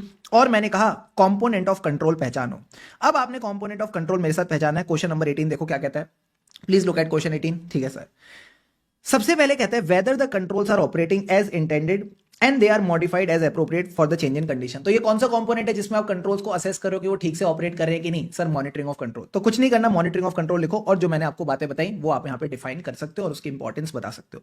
सेकंड थिंग है, आप देख रहे हो क्या प्रॉपर सेग्रीगेशन ऑफ ड्यूटीज है एंड जो पर्सन रिस्पॉन्सिबल है for recording he is different from the person authorising the transaction. तो सेग्रीगेशन ऑफ ड्यूटीज की बात कहां कही गई थी? पाइप्स में। और पाइप्स का मतलब था कंट्रोल एक्टिविटीज। तो यहां पे आंसर आ जाएगा आपका कंट्रोल एक्टिविटीज। और आप सीधा बोलो control activities is a part of the internal control system. तो उसको समझना जरूरी है। क्या ये बेसिक बातें समझ आती हैं? आती हैं सर। इसके बाद शुभम सर लेके गए to the next topic that is significant risk. सारे के सारे बच्चे वापस अपने नोट्स पे आओ and let's discuss about the significant risk. Significant risk का क्या मतलब होता है? ये चीज हम पहले भी कवर कर चुके हैं। सिग्निफिकेंट रिस्क का मतलब है कॉम्प्लेक्स फ्रॉड। जहां भी कॉम्प्लेक्स फ्रॉड है वहां सिग्निफिकेंट रिस्क है। तो यही सारे इसके एग्जांपल हैं। सबसे पहले कॉम्प्लेक्स का मतलब है कॉम्प्लेक्सिटी ऑफ ट्रांजैक्शन। एफ का मतलब है fraud, whether there is a risk of fraud. R for whether the risk involves significant transactions with related parties. Related parties में भी दिक्कत कब होती है? When the transactions are outside normal course of business. So whether the risk involves significant transactions which are outside normal course of business. U का मतलब है transactions are unusual in nature and D का मतलब क्या था? मैंने कहा जहां भी सिग्निफिकेंट डेवलपमेंट्स हैं, सिग्निफिकेंट इकोनॉमिक, अकाउंटिंग और अदर डेवलपमेंट्स, तो जब भी इस तरह की डेवलपमेंट्स आती है, मान लो नया अकाउंटिंग स्टैंडर्ड आ गया, तो गलती होने के चांसेस बढ़ जाएंगे। एंड लास्ट में आता है degree of subjectivity. Degree of subjectivity किसकी मेजरमेंट में? इन द फाइनेंशियल इंफॉर्मेशन या अकाउंटिंग एस्टिमेट्स, जहां पे wide range of measurement uncertainty है। तो ये आपने कुछ 6 एग्जांपल्स ध्यान रखने हैं, very important from exam point of view. अब सर एक बात बताओ, जो सिग्निफिकेंट रिस्क है इनके केस में क्या होता है? मैंने कहा इनहेरेंट रिस्क ज्यादा होती है, यानी high likelihood and magnitude of the potential misstatement. जो मैंने आपको एग्जांपल बताया कॉम्प्लेक्स फ्रॉड, उसमें से जो फ्रॉड है और related party transaction outside normal course of business, ये तो हमेशा सिग्निफिकेंट रिस्क रहेंगे ही रहेंगे। अब सर इसको एक लेवल आगे ले जाके इन्होंने कुछ और फर्दर डिस्कशन करी। क्या ये कहते हैं? Significant risk include significant non routine transaction and significant judgmental matters. Sir non routine transactions का क्या मतलब है? These are unusual in nature, क्योंकि अनयूजुअल है so they occur infrequently. For example acquisition of a subsidiary and consolidation. अब इसमें 4 examples ध्यान रखना कि क्या 4 रीजंस हैं, क्या 4 रीजंस हैं जिसकी वजह से यहां पे गलती होने के चांसेस ज्यादा है। There is a high significant risk. सबसे पहले तो sir there is a greater intervention by the management to specify the accounting treatment, greater manual intervention for data collection and data processing. साथ ही साथ जो कैलकुलेशंस हैं, सपोज आपने subsidiary acquire करी, तो उस केस में जो परचेज कंसिडरेशन की कैलकुलेशन होती है कि भाई कितनी फेयर वैल्यू बनेगी, जो हम उनको कंसिडरेशन पे कर रहे हैं, जो डेफर्ड कंसिडरेशन पे कर रहे हैं, उसकी वैल्यूज क्या होनी चाहिए, तो they require a lot of complex calculation. साथ ही साथ क्या ये एक्विजिशन रोज रोज होता है? मैंने कहा नहीं, क्योंकि ये चीज रोज रोज नहीं होती तो इसके लिए कंट्रोल्स ही नहीं है। Nature of the non routine transaction makes it difficult to implement the controls for them. तो ये 4 बातें आपको ध्यान रखनी है। अब सर नॉन रूटीन ट्रांजेक्शन में 4 बातें हम कैसे ध्यान रखेंगे? तो मैंने कहा बड़ा सिंपल है, इसकी एक छोटी सी टेक्निक मैंने बताई थी। हम अपनी मौसी से तो जनरली रूटीन में मिल लेते हैं, बट कौन है जिनसे नॉन रूटीन वे में मिलते हैं? मैंने कहा मामा से नॉन रूटीन वे में क्यों मिलते हैं? क्योंकि मामा की है मेरे बच्चे थोड़ी कॉम्प्लेक्स नेचर। मामा की नेचर कैसी है? कॉम्प्लेक्स नेचर है। तो आपने बस इतना ध्यान रखना है, नॉन रूटीन ट्रांजैक्शन में हम नॉन रूटीन में किससे मिलते हैं? मामा से, जिनकी नेचर है कॉम्प्लेक्स। मामा का मतलब क्या है? ग्रेटर मैनेजमेंट इंटरवेंशन, क्योंकि मैनेजमेंट आपको अकाउंटिंग ट्रीटमेंट बता रही है तो गलती हो सकती है। फिर मैनुअल इंटरवेंशन, क्योंकि इंसान डेटा कलेक्ट और प्रोसेस कर रहा है, अगेन गलती के चांसेस ज्यादा है। कॉम्प्लेक्स नेचर का मतलब था कॉम्प्लेक्स कैलकुलेशन, एंड नेचर ऐसी of the non routine transaction, यहां पे कंट्रोल्स इंप्लीमेंट करना इज टफ। क्या चारों के चारों पॉइंट्स दिमाग में गए सर? इसके बाद अगला पॉइंट जो शुभम सर ने बताया वो था judgmental matters like significant accounting estimate. तो ये कहता है जो भी अकाउंटिंग प्रिंसिपल्स होते हैं फॉर अकाउंटिंग एस्टीमेट्स और रेवेन्यू रिकॉग्निशन, हमेशा इनके डिफरेंट इंटरप्रिटेशन हो सकते हैं। कोई कहेगा कि रेवेन्यू रिकॉग्नाइज तब करना चाहिए जब गुड्स डिलीवर हो जाए, कोई कहेगा रेवेन्यू तब रिकॉग्नाइज करना चाहिए जब सामने वाले ने अप्रूवल दे दिया। तो सबकी अपनी अपनी इंटरप्रिटेशन है। प्लस जो भी जजमेंट है इट मे बी सब्जेक्टिव, क्योंकि सबकी अपनी अपनी इंटरप्रिटेशन है, इट इज सब्जेक्टिव। प्लस कई बार ये कॉम्प्लेक्स भी हो सकती है। सर कॉम्प्लेक्स कैसे हो सकती है? फॉर एग्जाम्पल अगर मैं फेयर वैल्यू निकाल रहा हूं ऑफ द परचेज कंसिडरेशन, तो it is very tough to understand कि सब्सिडरी कितना प्रॉफिट्स कमाएगी आगे जाके, वो जो प्रॉफिट्स कमाएगी उस हिसाब से मुझे कितनी कंटिंजेंट कंसिडरेशन आगे देनी पड़ेगी। ये सब चीजें आसान नहीं है समझना, these are very complex.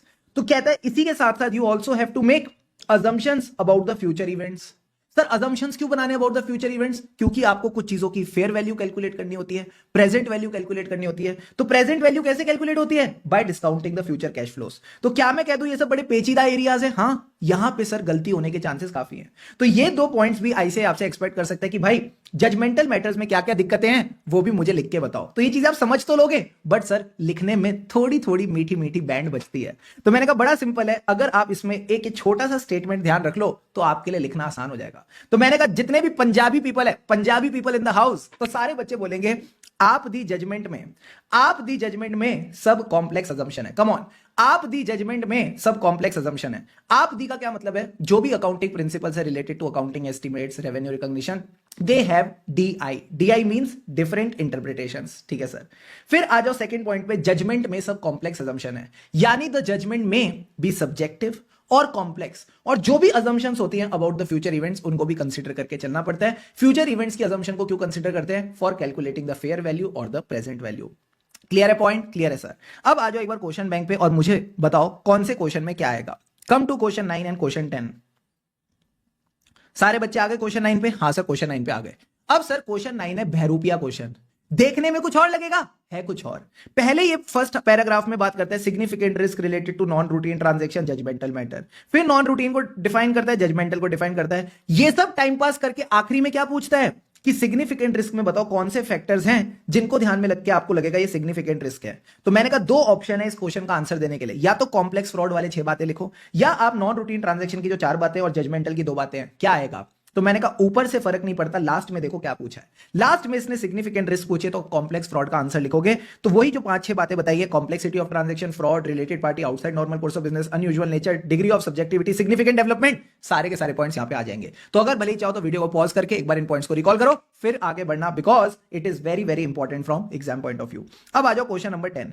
Question number 10 एकदम प्यारा प्यारा मीठा मीठा क्वेश्चन है। इसका एक बार देख लो, स्टडी मटेरियल वाला क्वेश्चन। कहता है नॉन रूटीन ट्रांजैक्शन क्या होती है, जो अनयूजुअल होती है, अकर इनफ्रीक्वेंटली होती है, सिंपल है। फिर आप इसके लिए बताओ why the risk of material misstatement is ज्यादा फॉर सच ट्रांजैक्शन। तो मैंने कहा कुछ नहीं करना, कॉम्प्लेक्स मामा वाली पॉइंट्स लिखने हैं, यानी मामा की कॉम्प्लेक्स नेचर यानी greater management intervention, manual intervention, complex calculation and nature ऐसी है किसके लिए इंटरनल कंट्रोल्स नहीं लगा सकते। क्या यहां तक सारे पॉइंट्स क्लियर है? हाँ सर। इसका एक क्वेश्चन और देख लो, एमटीपी नवंबर 23। यहां पे इन्होंने सारी थ्योरी लिखी कि भाई जो रोमम है वो नॉन रूटीन ट्रांजेक्शन के लिए ज्यादा है, साथ ही साथ जजमेंटल मैटर्स के लिए ज्यादा है, एक्सप्लेन इन डिटेल। तो अगर एक्सप्लेन इन डिटेल है तो मित्रों कुछ नहीं करना, जो ये 4 और 2 6 बातें बताई ये आपको पूरी की पूरी लिखनी पड़ेंगी। लास्ट बार एक बार फटाफट रिवाइज करा दो मुझे। सर क्या रिवाइज कराए? ये वाला पॉइंट, जजमेंटल मैटर्स जो होते हैं अकाउंटिंग एस्टिमेट्स में, यहां रोमम ज्यादा क्यों है? सर सिंपल है, आप दी जजमेंट में सब कॉम्प्लेक्स अजम्पशन है। आप the means accounting policies having different interpretations. फिर उसके बाद जजमेंट में सब कॉम्प्लेक्स अजम्पशंस है, यानी जजमेंट्स में भी सब्जेक्टिव और कॉम्प्लेक्स, और assumptions related to future events, जहां पे आप बात करते हो judgments about the future fair value. Clear है बॉस? क्लियर है सर। अब आओ मेरे साथ सारे सारे प्यारे प्यारे बच्चे। अगला टॉपिक शुभम सर ने कराया benefits of evaluating the internal control. तो मैंने कहा इसमें 6 बेनिफिट्स होते हैं। सबसे पहले आप चेक करो इवैल्यूएट करके क्या internal control properly in use है एंड ऑपरेट कर रहा है जैसा मैनेजमेंट चाहती थी। अगर हाँ वैसे ही ऑपरेट कर रहा है तो आपको फायदा क्या होगा? मैंने कहा पता चल जाएगा वेदर द एरर्स और frauds likely to be located in normal course of business. साथ ही साथ क्या कंट्रोल सेफगार्ड कर रहे हैं एसेट्स को। अगर ये दोनों चीजें अच्छी हो रही हैं तो ये किसकी वजह से हो रही है? इंटरनल ऑडिट डिपार्टमेंट की वजह से। So whether effective internal audit department is operating. क्या 1 2 3 4 चारों पॉइंट्स का फ्लो क्लियर है? हाँ सर। अगर ये इंटरनल कंट्रोल ठीक से ऑपरेट नहीं कर रहे तो क्या दिक्कत हो सकती है? हमें ये पता चलेगा areas where the internal controls are weak और एक्सेसिव। एंड साथ ही साथ इन्हीं चीजों को लेके आप क्या दे पाओगे? Suggestions. Suggestions can be given to improve the control. तो इन 6 पॉइंट्स को एकदम आपने फ्लो में लेके चलना है। लास्ट टाइम क्या internal control in use and operate कर रहे हैं एज मैनेजमेंट प्लान? अगर हाँ तो क्या पता चलेगा? एरर्स एंड फ्रॉड्स ठीक से लोकेट हो रहे हैं, एसेट्स सेफगार्डेड है, इंटरनल ऑडिट डिपार्टमेंट ठीक से काम कर रहा है। और अगर नहीं तो कौन से एरियाज है जहां पे दिक्कतें, यानी where it is weak and where it is excessive, ज्यादा ही कंट्रोल लगा रखे हैं, फिर सजेशंस दे दो to improve the control. Easy easy sir. अब कुछ ऐसे एडमिनिस्ट्रेटिव कंट्रोल्स होते हैं जो आपके लिए रेलिवेंट हो सकते हैं, ध्यान से समझना। अगर इंप्लॉय की रिक्रूटमेंट और अटेंडेंस वाले कंट्रोल्स वीक है तो क्या हो सकता है? There is a risk of dummy worker. Dummy worker यानी पेमेंट तो हो रही है बट कोई वर्कर की सर्विस मिल ही नहीं रही, तो जो आपकी इंप्लॉय एक्सपेंस की अकरेंस वाली असर्शन है वो फिर खतरे में आ जाएगी। तो अगर आप अपनी बुक पे आओ तो ये सारे के सारे पॉइंट्स यहां पे दे रखे हैं। अदर बेनिफिट्स में एडमिनिस्ट्रेटिव कंट्रोल मैंने आपको ऑलरेडी करा दिया। बाकी के 4 पॉइंट्स बस आपने रीड करके चलने हैं कि पहले देख लो क्या मैनेजमेंट ठीक से ट्रांजैक्शंस रिकॉर्ड कर रहे हैं, ये फायदा पता चल जाएगा। जो मैनेजमेंट की रिपोर्ट्स और रिकॉर्ड्स हैं ये कितने रिलायबल हैं। फिर अगर कंट्रोल्स अच्छे हैं, कंट्रोल रिस्क कम है, तो अकॉर्डिंगली आप सब्सटेंटिव प्रोसीजर कम कर सकते हो, यानी आपको पता चल जाएगा extent and depth of examination for different areas of accounting. Plus you will also get to know about the appropriate audit technique and audit procedure. मतलब अगर कंट्रोल रिस्क कम है तो जब आप सब्सटेंटिव प्रोसीजर करोगे तो उसमें आप टीओडी लिमिटेड कर सकते हो, एनालिटिकल प्रोसीजर्स पे फोकस करके चल सकते हो। तो यहां बेनिफिट्स वाला पार्ट कवर हो गया। एग्जाम पॉइंट ऑफ व्यू से 6 पॉइंट्स याद रखना, बाकी 4 बातें समझ के चलना। क्लियर है बॉस? क्लियर है सर। अगला टॉपिक ऑन द फ्लोर, मैंने कहा कौन सा? Controls relevant to audit. Controls relevant to audit. सारे बच्चे बताओ जो हमारे इंटरनल कंट्रोल्स होते हैं, हाँ सर, ये एंटिटी के सारे ऑब्जेक्टिव्स अचीव कराने पड़ते हैं। सर कौन कौन से ऑब्जेक्टिव होते हैं एंटिटी के? हमें एंटिटी का स्कोर बढ़ाना है। स्कोर का मतलब क्या बताया था? Safeguarding of assets, compliance with laws and regulation, reliability of financial reporting and effectiveness and efficiency of operation. तुम्हारे लिए कौन से कंट्रोल्स रेलिवेंट है? सर जो एंटिटी का ये वाला ऑब्जेक्टिव अचीव करा रहे हैं ना, रिलायबिलिटी ऑफ फाइनेंशियल रिपोर्टिंग, ये हमारे लिए कहीं ना कहीं रेलिवेंट है। तो ये कहता है auditor test only those controls which are relevant, which are, यहां पे लिखो ओनली दोज रेलिवेंट कंट्रोल्स जो मिटिगेट करते हैं risk of material misstatement in the financial statement. अब सर एक बात बताओ, हमको कैसे पता चलेगा कंट्रोल रेलिवेंट है या नहीं? अरे बाबू इसके लिए हमें फैक्टर्स दिए, इसके लिए हमें कुछ फैक्टर्स दिए हैं। तो मैंने कहा इन सारे फैक्टर्स को समझ के चलना, क्या क्या पॉइंट्स हैं। अगर कोई ट्रांजैक्शन मटेरियल है तो उसके कंट्रोल्स भी रेलिवेंट है। फिर आपने देखनी है nature and complexity of the internal control including the use of service organisation, यानी अगर किसी क्लाइंट ने पेरोल की अकाउंटिंग आउटसोर्स कर रखी है सर्विस ऑर्गेनाइजेशन को, तो सर्विस ऑर्गेनाइजेशन के कंट्रोल्स भी आपके लिए रेलिवेंट हो जाएंगे। ठीक है sir. Diversity and complexity of operation, अगर आईटीसी के डाइवर्स ऑपरेशन यानी एफएमसीजी भी है, होटल भी है, पैकेजिंग भी है, तो जितने ऑपरेशंस हैं उनके सारे कंट्रोल्स सेपरेटली आपके लिए रेलिवेंट है।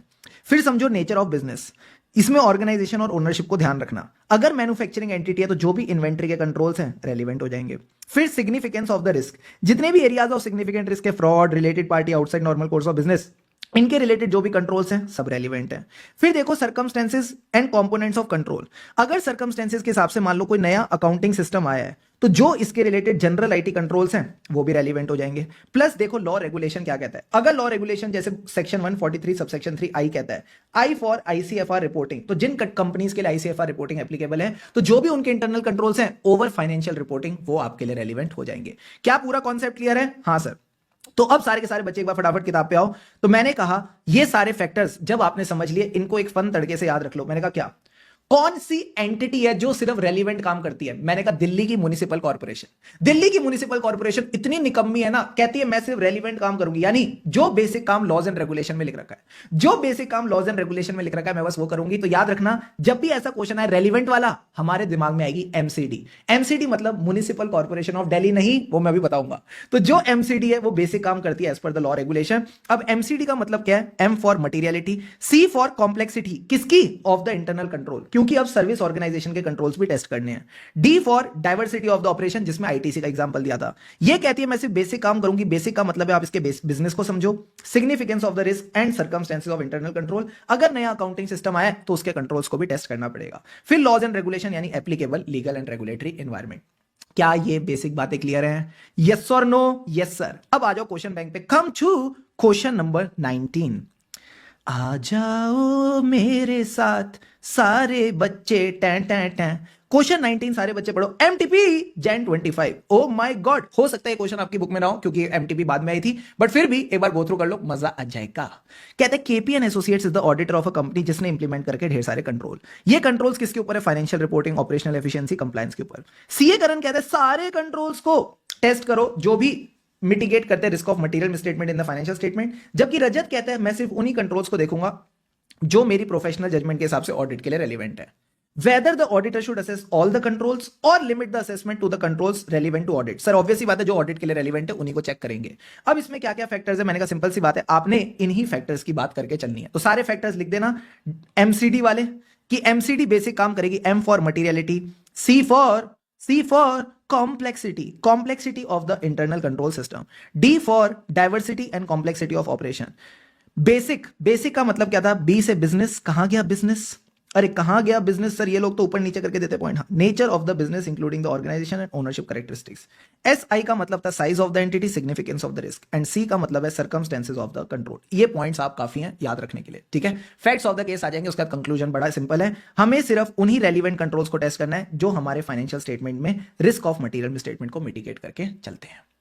इजी पीजी, अरे बोलो इजी पीजी सर। अब कुछ जनरल पॉइंट्स मैं आपको समझाता हूं, उसको समझने से पहले थोड़ा जल पी लीजिए, जल्दी से सारे बच्चे पानी के 2-2 घूंट लगाओ।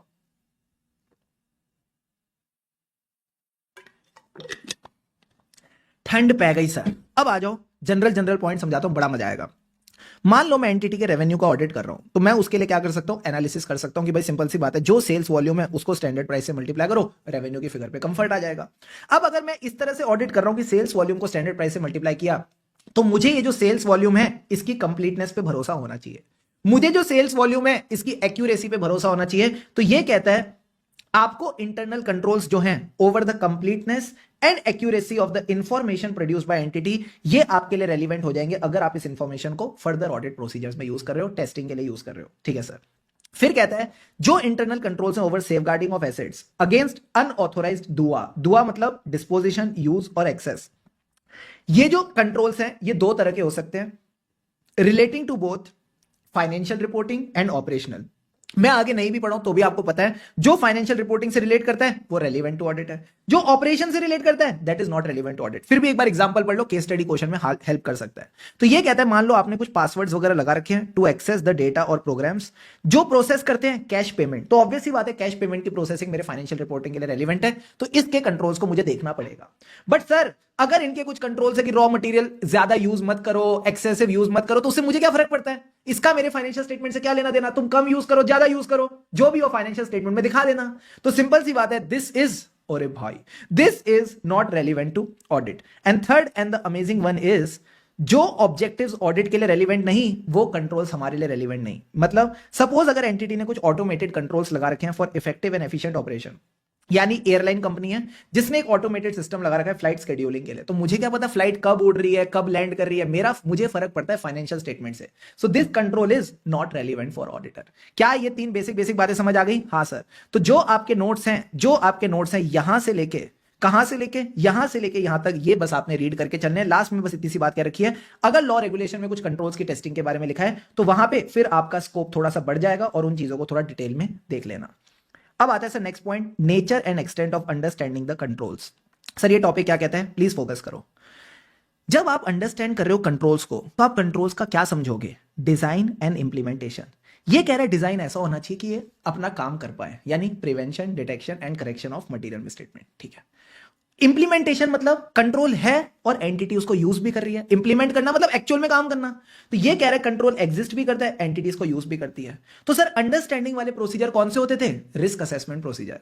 तो ये कहता है जब आप रिस्क असेसमेंट प्रोसीजर करोगे तो आपको एविडेंस मिलेगा about the design and implementation of control. यही दो ऊपर जो बातें करी।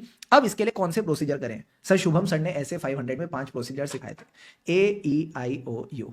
A for analytical procedure. क्या यहां पे कुछ एनालिसिस करना है? मैंने कहा नहीं, एनालिसिस तो नंबर्स में होता है, कंट्रोल्स में थोड़ी होता है। कोई एनालिटिकल प्रोसीजर करने की जरूरत नहीं। E for external confirmation. Control entity के तुम बाहर वालों से पूछोगे, बट एक्सटर्नल कंफर्मेशन भी नहीं होगा। आई फॉर इंक्वायरी और इंस्पेक्शन। क्या ये दोनों कर सकता हूं? हाँ। ओ फॉर ऑब्जर्वेशन, कंट्रोल्स को ऑब्जर्व कर सकता हूं? हाँ। रिकैलकुलेशन, कोई रिकैलकुलेशन करने की जरूरत है? नहीं सर। तो मैंने कहा, और रीपरफॉर्मेंस करने की भी जरूरत नहीं, मैं टेस्ट थोड़ी कर रहा हूं, मैं सिर्फ समझ रहा हूं।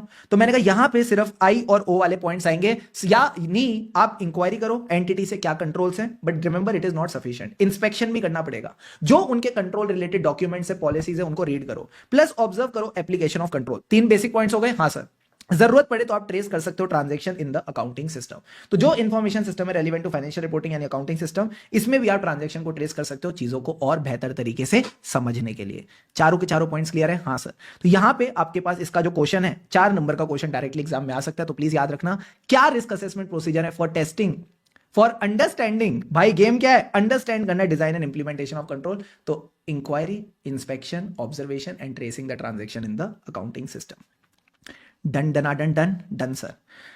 अब इसके बाद मैंने कहा था ये वाला पार्ट बस रीड कर लेना। इसमें बस एक छोटी सी बात है जो आपको समझ के चलनी है कि remember, understanding is not enough to test the operating effectiveness of control unless it is automated. अगर ऑटोमेटेड है तो फिर आप चीजों को सिर्फ समझ के भी चलोगे तो काम हो जाएगा, ठीक है। अगर मैनुअल कंट्रोल है तो उसको प्रॉपर्ली टेस्ट करना पड़ेगा। सर एक बात बताओ, एक मैनुअल कंट्रोल ऐसा है जिसमें एक बंदा ट्रांजेक्शन को अप्रूव करता है और मैंने जुलाई में चेक कर लिया, तो क्या यह मतलब है वो चीज अगस्त में भी ठीक चल रही होगी? मैंने कहा नहीं, अगस्त में वापस देखना पड़ेगा। क्या यह मतलब है कि वो चीज अक्टूबर में ठीक चल रही होगी? मैंने कहा नहीं, अक्टूबर में वापस देखना पड़ेगा। यानी एक बात आपको हमेशा ध्यान रखनी है, अगर कोई मैनुअल कंट्रोल ठीक है at a point in time, that does not provide evidence about other times. बाकी टाइम्स में भी आपको देखना पड़ेगा वो चीज ठीक से काम कर रही है कि नहीं। ऑटोमेशन की तरह नहीं हमेशा एक्सपेक्ट करो ठीक से चलेगी। अब सारे बच्चों के चेहरे पे मुस्कान। मैंने कहा क्यों?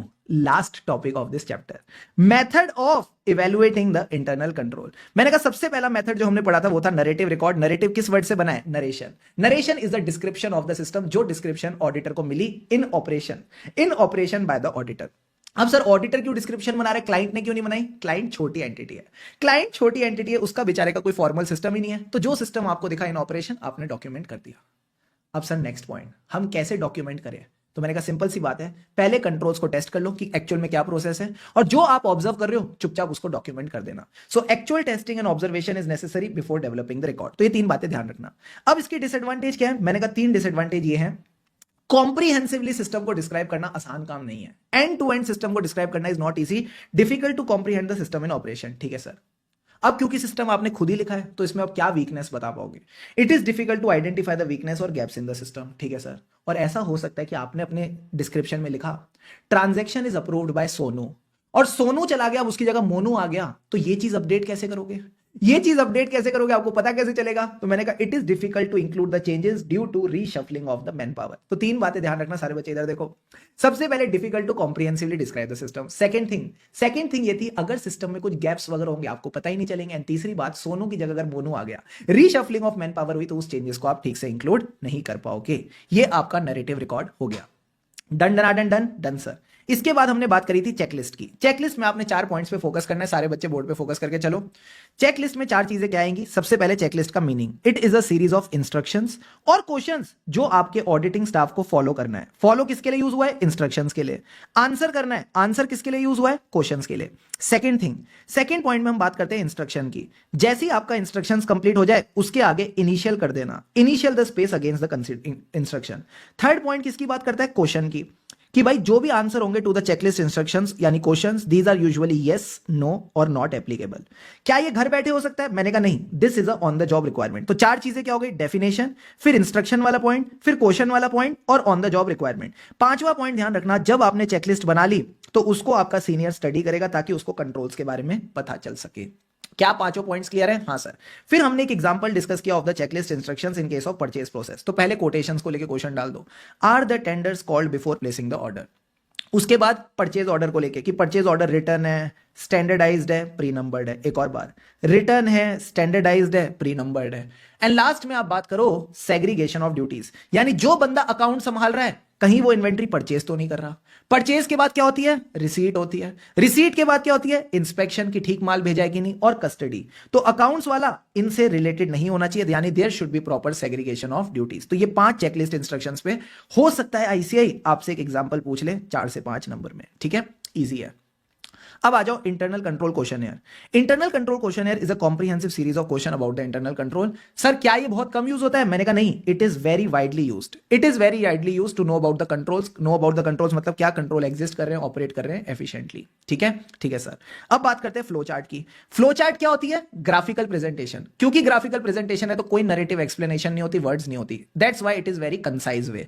एंड कंसाइज वे है तो आपको ऊपर ऊपर से पता चल जाता है क्या कंट्रोल्स है, उसमें क्या डेफिशिएंसीज है, और फिर डेफिशिएंसीज पे आप इंप्रूवमेंट्स सजेस्ट कर सकते हो। ठीक है, तो ये 4 बातें आपने ध्यान रखनी है। ग्राफिकल है तो नरेटिव एक्सप्लेनेशन नहीं है, क्योंकि नरेटिव एक्सप्लेनेशन नहीं है it is a very concise way, और ऊपर ऊपर से बर्ड्स आई व्यू मिल जाता है ऑफ द डेफिशिएंसीज और उस पर आप इंप्रूवमेंट सजेस्ट कर सकते हो। Deal done? Done sir. अब आ जाओ एक बार फटाफट मेरे साथ, कम विद मी। अब सारे बच्चे एक बात समझना, इंटरनल कंट्रोल क्वेश्चनएयर के यहां पे कुछ एग्जांपल मैंने आपको दे रखे हैं। प्लीज एक बार इन एग्जांपल्स को रीड थ्रू कर लेना एंड लॉजिकली 3-4 पॉइंट्स 4-5 पॉइंट्स आप इनमें से अच्छे से कवर करके चल सकते हो। बहुत ही नॉर्मल पॉइंट्स हैं। ठीक है सर। अब एक बार आओ क्वेश्चन बैंक पे। इंटरनल कंट्रोल क्वेश्चनएयर से रिलेटेड एक क्वेश्चन नंबर 24 है जो एमटीपी में 24 में आया था। सर ये क्वेश्चन किसके बारे में? तो ये कहता है कि भाई एक कंपनी है जो बिजनेस में है ऑफ मैन्युफैक्चरिंग द केमिकल्स। इसके 2 प्लांट्स हैं, सिटी ए में भी और सिटी बी में भी। अब इसकी जो बिल्डिंग है वो 3 लोकेशंस पे है and is owned by the company. ये कहीं ना कहीं कंपनी ओन करके चलती है। ठीक है सर। हमें इंश्योरेंस मैटर्स को लेके एक इंटरनल कंट्रोल क्वेश्चनएयर बनाना है इंश्योरेंस डिपार्टमेंट से। तो अब बताओ क्या क्या सवाल पूछोगे? तो मैंने कहा लॉजिकली इन सवालों में से 5 से 6 पॉइंट ध्यान रख लेना, एमटीपी में 24 का क्वेश्चन है। तो इंश्योरेंस को लेके सबसे पहले तो आप पूछो क्या आप कॉम्पिटिटिव कोटेशंस लेते हो, बिकॉज इतनी कंपनीज इंश्योरेंस बेच रही हैं। आपने क्या सबसे कम रेट वाली से लिया, यानी whether there are competitive quotes from different insurer. फिर आप इसकी कवरेज वाले 3 पॉइंट ध्यान रखना कि जो इंश्योरेंस कवर है वो सारी रिस्क कवर करता है, वो सारी लोकेशंस कवर करता है, वो सारे एसेट्स कवर करता है। कम ऑन, सारी रिस्क, लोकेशंस और एसेट्स, सारी रिस्क, लोकेशंस और एसेट्स। 4 पॉइंट्स हो गए सर। फिर देखो ये जो कवर है क्या आप इसको पीरियोडिकली रिव्यू करते हो, यानी the officer who decides the policy value considers the adequacy of insurance cover periodically. ठीक है सर। फिर आखिरी में 2 क्लेम्स वाले पॉइंट रख लेना। जब आपने इंश्योरेंस लिया तो क्लेम भी होंगे, तो देखना कोई पेंडिंग क्लेम है तो उस पर फॉलो अप हो रहा है, और अगर वो रिजेक्ट हो गया तो क्या ऐसे कोई इंस्टेंसेस है या नहीं। तो सिंपल सी बात है, पहले कोटेशंस, फिर कवर वाले 3 पॉइंट्स, कवर की पीरियोडिक रिव्यू, और उसके बाद क्लेम्स वाले 2 पॉइंट्स। आप इस तरह से कवर करके चल सकते हो। अब सारे बच्चे आ जाओ मेरे साथ फटाफट क्वेश्चन नंबर 11 पे। अब सर ये एक ऐसा टॉपिक है जो आपके स्टडी मटेरियल के ना मेन कॉन्सेप्ट्स में नहीं दे रखा, तो हमने भी इनको मेन नोट्स में इंक्लूड नहीं कर रखा। ये स्टडी मटेरियल के बैक क्वेश्चन में दे रखा है तो हमने भी इसको बैक क्वेश्चन में डाला। इसको प्लीज अलग से कवर करना। ये कहता है what are the objectives of internal control. तो मैंने कहा ऑब्जेक्टिव ऑफ इंटरनल कंट्रोल में आपने बस ध्यान रखना है कि आप सेफ और वेरीफाइड रहे। आप सेफ और वेरीफाइड रहे यानी सबसे पहले ट्रांजैक्शन वाले 2 पॉइंट। जो ट्रांजैक्शन है it should be a for authorized. जो भी ट्रांजैक्शन है या जनरल या स्पेसिफिक ऑथोराइजेशन में कवर्ड होनी चाहिए, ठीक है सर। फिर जब ट्रांजैक्शन ऑथोराइज हो गई, this transaction should be properly recorded, सही अमाउंट से सही अकाउंट में सही अकाउंटिंग पीरियड में। कम ऑन, सही अमाउंट से सही अकाउंट में सही अकाउंटिंग पीरियड में, यानी with the correct amount correct account and in the correct accounting period. Transaction वाले 2 पॉइंट हो गए। फिर कहता है एसेट्स को लेके बस ध्यान रखना, assets are safeguarded from unauthorised दुआ। दुआ मतलब डिस्पोजिशन, यूज और एक्सेस। प्लस जो एसेट्स है इनकी फिजिकल वेरिफिकेशन होती रहनी चाहिए। They should be compared with the existing assets at reasonable interval. और अगर कल को कोई डिफरेंस मिले तो उस पर आप एक्शन लोगे। तो मैंने कहा सिंपल सी बात है, आपके इंटरनल कंट्रोल का ऑब्जेक्टिव है आप सेफ और वेरीफाइड रहे। Transactions are authorised, promptly recorded, assets are safeguarded from unauthorised use and verified at reasonable intervals. Done डना डन डन और डन डना डन डन डन सर। तो यहां मित्रों आपका पूरा का पूरा रिवीजन, आपका पूरा का पूरा revision of chapter number 4 risk assessment internal control complete हो जाता है। सर क्या आप हमको सुविचार पढ़ाओगे? मैंने कहा सुविचार पढ़ाने से पहले एक छोटी सी एक्सरसाइज कर ले। हाँ सर, अगर सारे बच्चे ऐसा कहें तो मैं करने को रेडी हूं। जो टेस्ट और अंडरस्टैंडिंग के क्वेश्चन है ना सारे के सारे, उसका मैं क्विक रिवीजन आपको करा सकता हूं। Do you people want it? अरे do you people want it? Yes sir, चाहिए सर। देखो मुश्किल से 5 मिनट 6 मिनट लगेंगे, 5 से 6 मिनट लगेंगे, मैं कह रहा हूं तो 10 मिनट लगेंगे, बट टेस्ट और अंडरस्टैंडिंग के सारे क्वेश्चन हो जाएंगे।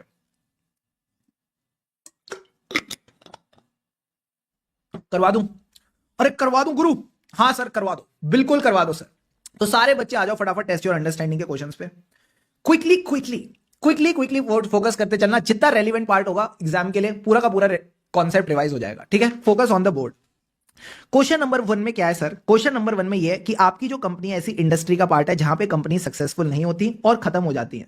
तो यह कहता है कि बताओ इस केस में कौन सा कंपोनेंट है रिस्क ऑफ मटेरियल मिसस्टेटमेंट का। तो मैंने कहा रिस्क ऑफ मटेरियल मिसस्टेटमेंट के 2 कंपोनेंट होते हैं, इनहेरेंट रिस्क और कंट्रोल रिस्क। यस और नो? Yes sir. तो अगर कंपनीज बंद हो जाती हैं तो इसमें कोई कंट्रोल की दिक्कत ही नहीं है, ये तो इनहेरेंट रिस्क है। So this is the inherent risk. पहचान लिया? पहचान लिया। इस पे एमसीक्यूज आ सकते हैं, समझते हुए चलना। क्वेश्चन नंबर 2 ये कहता है कंपनी में जो इन्वेंट्री है पेरिशेबल गुड्स की, यानी गुड्स जल्दी खराब हो जाती हैं, तो इन्होंने रिस्पॉन्सिबिलिटी लगाई 2 लोगों पे कि भाई मॉनिटर करो किस एनवायरनमेंट में गुड्स पड़ी हैं, उस पे सेंसर्स ठीक से काम कर रहे हैं और डेविएशंस को रिपोर्ट करो। अगेन कहता है कौन सा कंपोनेंट है रिस्क ऑफ मटेरियल मिसस्टेटमेंट का। क्या मैं बोल दूं यहां पे कंट्रोल्स लगाए हैं? हाँ। तो अगर कंट्रोल ठीक से काम नहीं करेंगे तो उसको कहते हैं कंट्रोल रिस्क। अब आ जाओ क्वेश्चन नंबर 3 पे।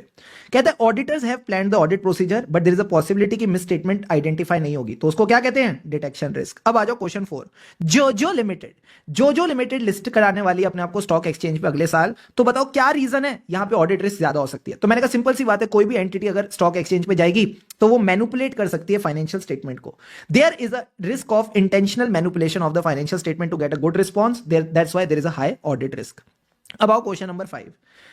ये कहता है कि भाई सीए स्मृति एक ऑडिटर है कंपनी की, ठीक है। इसने देखा कंपनी की पॉलिसीज में एम्प्लॉय रिक्रूटमेंट, ट्रेनिंग, ओरिएंटेशन ये सारे मैटर्स हैं, तो वो देखना चाहती है कि क्या कंपनी बेस्ट कैंडिडेट्स हायर कर रही है कि नहीं। तो मुझे बताओ ये क्या करने की कोशिश कर रही है? सर एक बात बताना, ये जो स्टाफिंग वाला प्रोसेस था ये हमने कहां सीखा था? कंट्रोल एनवायरनमेंट में। तो ये कहीं ना कहीं एंटिटी का कंट्रोल एनवायरनमेंट समझने की कोशिश कर रही है ताकि इसको बेटर अंडरस्टैंडिंग मिले इंटरनल कंट्रोल्स की। Easy sir. अब आ जाओ क्वेश्चन नंबर 6। ये कहता है the person responsible for recording the transaction should be different from the person authorising it. यहां पे किसकी बात हो रही है? सेग्रीगेशन ऑफ ड्यूटीज, ठीक है sir. What is she trying to do? Sir ये देख रही है कंट्रोल एक्टिविटीज, जो कंट्रोल एक्टिविटीज है ठीक से काम कर रही है कि नहीं, इनको समझना जरूरी क्यों है? ताकि आपको इंटरनल कंट्रोल सिस्टम समझ आए। बेसिक पॉइंट है, बेसिक। अगेन ये छोटे छोटे questions MCQs, case study based questions का पार्ट बन सकते हैं। अब आ जाओ question 7। Zomba product private limited control system जो है रूडिमेंट्री है। सर रूडिमेंट्री का क्या मतलब होता है? सारे बच्चे जल्दी से गूगल करो, सारे बच्चे जल्दी से गूगल करो रूडिमेंट्री का क्या मतलब होता है। मैंने कहा डिफाइन पे मैंने क्लिक किया तो ये कहता है रूडिमेंट्री का मतलब है बेसिक, प्रिमिटिव। यानी आप मान लो ये जो है ना ये बड़ा ही बेसिक है। बेसिक का क्या मतलब होता है? इन्होंने भी बोल दिया नॉट फॉर्मलाइज्ड। तो अगर किसी का कंट्रोल सिस्टम बेसिक है, फॉर्मलाइज नहीं है, तो इसको इवेल्युएट करने के लिए आप कौन सा तरीका अपनाते हो? सर छोटी छोटी कंपनीज में अगर आपको इवेल्युएशन करनी होती है तो आप नरेटिव रिकॉर्ड यूज करते हो। So the right answer will be narrative record. अब आ जाओ क्वेश्चन नंबर 8 पे। क्वेश्चन नंबर 8 कहता है XYZ limited is in the business, जहां पे वो वेराइटी ऑफ आइटम्स के साथ डील करते हैं of the garments for all season, shoes, gift items and watches. सब आइटम्स पे इन्होंने सिक्योरिटी टैग लगा रखा है। क्यों लगा रखा होगा सिक्योरिटी टैग? जैसे ही आदमी चोरी करके बाहर निकलता लगे तो मशीन से आवाज आए पै पै पै पै पै पै, ठीक है सर। प्लस जो इन्वेंट्री रिकॉर्ड्स है उनको फिजिकली वेरीफाई किया जाता है ताकि अगर कोई भी चोरी हुई है तो रिकॉर्ड्स को ठीक से अपडेट किया जा सके। तो इसमें बताओ इनहेरेंट रिस्क क्या है? मैंने कहा इनहेरेंट रिस्क है चोरी होने की। इनहेरेंट रिस्क है चोरी होने की that the items can be miss appropriated by the employees and फिर जो इन्वेंट्री रिकॉर्ड्स है इनएक्यूरेट होंगे। इसमें कंट्रोल रिस्क क्या है? मैंने कहा जो कंट्रोल रिस्क है, कंट्रोल रिस्क बड़ी सिंपल है कि जो आपने सिक्योरिटी टैग लगाए इसके बावजूद क्या होगा सर, लोग कॉल्यूड कर सकते हैं, कहीं ना कहीं इंप्लॉइज कॉल्यूड कर सकते हैं, फिर भी इन्वेंट्री रिकॉर्ड्स इनएक्यूरेट हो सकते हैं। एंड डिटेक्शन रिस्क क्या है? मैंने कहा risk of not being detected by the auditor, यानी जो आइटम्स चोरी हो गए, मिस अप्रोप्रिएट हो गए, ऑडिटर उनको डिटेक्ट नहीं कर पाएगा। ठीक है, तो ये आपकी 3 टाइप्स ऑफ रिस्क कवर हो गई। अब आ जाओ question 9। Sir there is a risk कि ऑडिटर गलत ऑडिट ओपिनियन दे देगा व्हेन द फाइनेंशियल स्टेटमेंट है मटेरियल मिसस्टेटमेंट। इस रिस्क को क्या कहते हैं? इसको ऑडिट रिस्क कहते हैं। बड़ा आसान था। क्वेश्चन 10, एक ऑडिटर ने प्लान बनाया without understanding the entities business because उसको लगा there is no need to understand the business. क्या अंडरस्टैंडिंग लेना जरूरी है? आंसर इज यस, अंडरस्टैंडिंग लेना जरूरी है। यहां पे इन्होंने लिखा understanding is a continuous and dynamic process, तो अंडरस्टैंडिंग लेना जरूरी होता है, बस इतनी सी बात ध्यान रखना। अब यहां पे मेरे को लगता है क्वेश्चन नंबर 10 से बेटर क्वेश्चन 11 है। सर क्यों? ये कहता है कि ऑडिटर ने, एक टीम मेंबर है, he showed no inclination towards understanding the business and environment. Is the approach correct और इनकरेक्ट? मैंने कहा अप्रोच इज इनकरेक्ट, ये अप्रोच बिल्कुल गलत है। क्या रीजन है कि अंडरस्टैंडिंग क्यों लेनी चाहिए? तो मैंने कहा इसका आंसर हमने क्लास में पढ़ा था, it helps to plan the audit and identify the areas जहां पे स्पेशल अटेंशन देने की जरूरत है। अब आओ क्वेश्चन 12 में। प्रिंस ब्लैंकेट है, इसकी जो मेजर पोर्शन ऑफ सेल्स है ये इंटरनेट से आती है। तो ये कहता है how should he proceed to understand the entity and its environment. तो मैंने कहा सिंपल सी बात है, अगर इंटरनेट से मेजर सेल्स आ रही है तो इंटरनेट वाली सेल्स पे आपने मेजर फोकस करके चलना है, बिकॉज वहीं पे सारी रिस्क हो सकती है। तो ये कह रहे हैं internet sales are risky areas, तो यहां पे आपको सब्सटेंशियल टाइम लगाना चाहिए और ज्यादा प्रोसीजर्स करने चाहिए चीजों को देखने के लिए। Question number 13, question number 13 sir क्या कहता है? क्वेश्चन नंबर 13 कहता है कि auditor appointed for the audit of this company engaged in manufacturing of items. While planning the audit, he does not think it will be necessary to understand the internal control. इसको लगा ये necessary नहीं है to understand the internal control. Advise the auditor. क्या internal controls को समझना जरूरी है? Answer is yes, समझना जरूरी है। तो जो भी controls हैं relevant to audit, सबकी आप understanding लोगे and it is a matter of professional judgment क्या control relevant to audit है। अब आ जाओ क्वेश्चन नंबर 14। कह रहे एक ऑडिटर है, उसको लगता है understanding will not help in relation to audit procedure. मैंने आपको एक बात बताई थी, जब भी हम कंट्रोल्स को समझते हैं तो 3 बातें समझ आती है, inherent risk, risk of material misstatement और फर्दर ऑडिट प्रोसीजर। तो definitely understanding will help you to design the nature, timing and extent of audit procedure, specially आपके जो फर्दर ऑडिट प्रोसीजर है वहां पे हेल्प करेगा। अब क्वेश्चन नंबर 15 पे आ जाओ।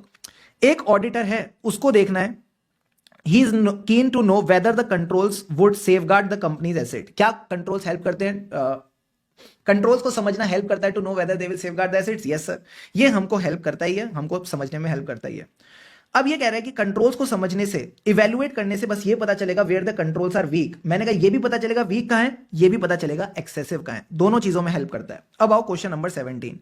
ये कहता है कंट्रोल्स को इवेल्युएट करने के लिए मैंने एक मेथड समझा जिसमें नंबर ऑफ क्वेश्चंस पूछे जो इंप्लॉइज भरेंगे, जो इंप्लॉइज को आंसर करने हैं। तो नंबर ऑफ क्वेश्चंस यानी comprehensive series of question, employees answer करेंगे यानी इंटरनल कंट्रोल क्वेश्चन है। अगर यही क्वेश्चन ये होता कि there is a series of instructions और questions to be answered by the auditing staff, कि ऑडिटिंग स्टाफ ये भरेगा, तो फिर ये चेकलिस्ट हो जाता।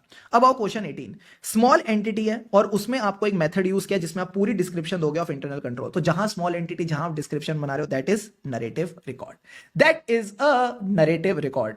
सॉरी मैं थोड़ा सा टाइम एक्स्ट्रा ले गया इस रिवीजन में, बट मुझे ऐसा लगता है ये चीजें अगर अभी मैंने आपको नहीं कराई होती, आप खुद नहीं करते। कई सारे बच्चे ऐसे होते तो शायद खुद नहीं करते, तो यार उनके लिए मुझे ये चीजें कराना जरूरी था। तो मैं आपको बताऊं ना, हो गया पूरा का पूरा चैप्टर यहाँ पे आपका साथ साथ रिवाइज हो गया। I hope you enjoyed this revision. पूरी कोशिश थी सारे concepts along with the questions आपके कंप्लीट हो जाए, and I am sure it is done. तो thank you so much everyone for joining for this revision. I hope काफी मजा आया होगा। इसी तरह खुशी खुशी मन लाकर पढ़ते रहे, खुशी से पढ़ेंगे तभी आगे बढ़ेंगे। अभी तक वीडियो को लाइक नहीं किया तो do like it, and yes comment करके जरूर बताना कैसा लगा। अरे कैसा लगा सर, जोर का लगा, मजा आ गया। सो मैंने कहा see you all in the next revision. तब तक के लिए हमें रही ऑडिट के, फिर मिलेंगे चलते चलते। Keep going all of you.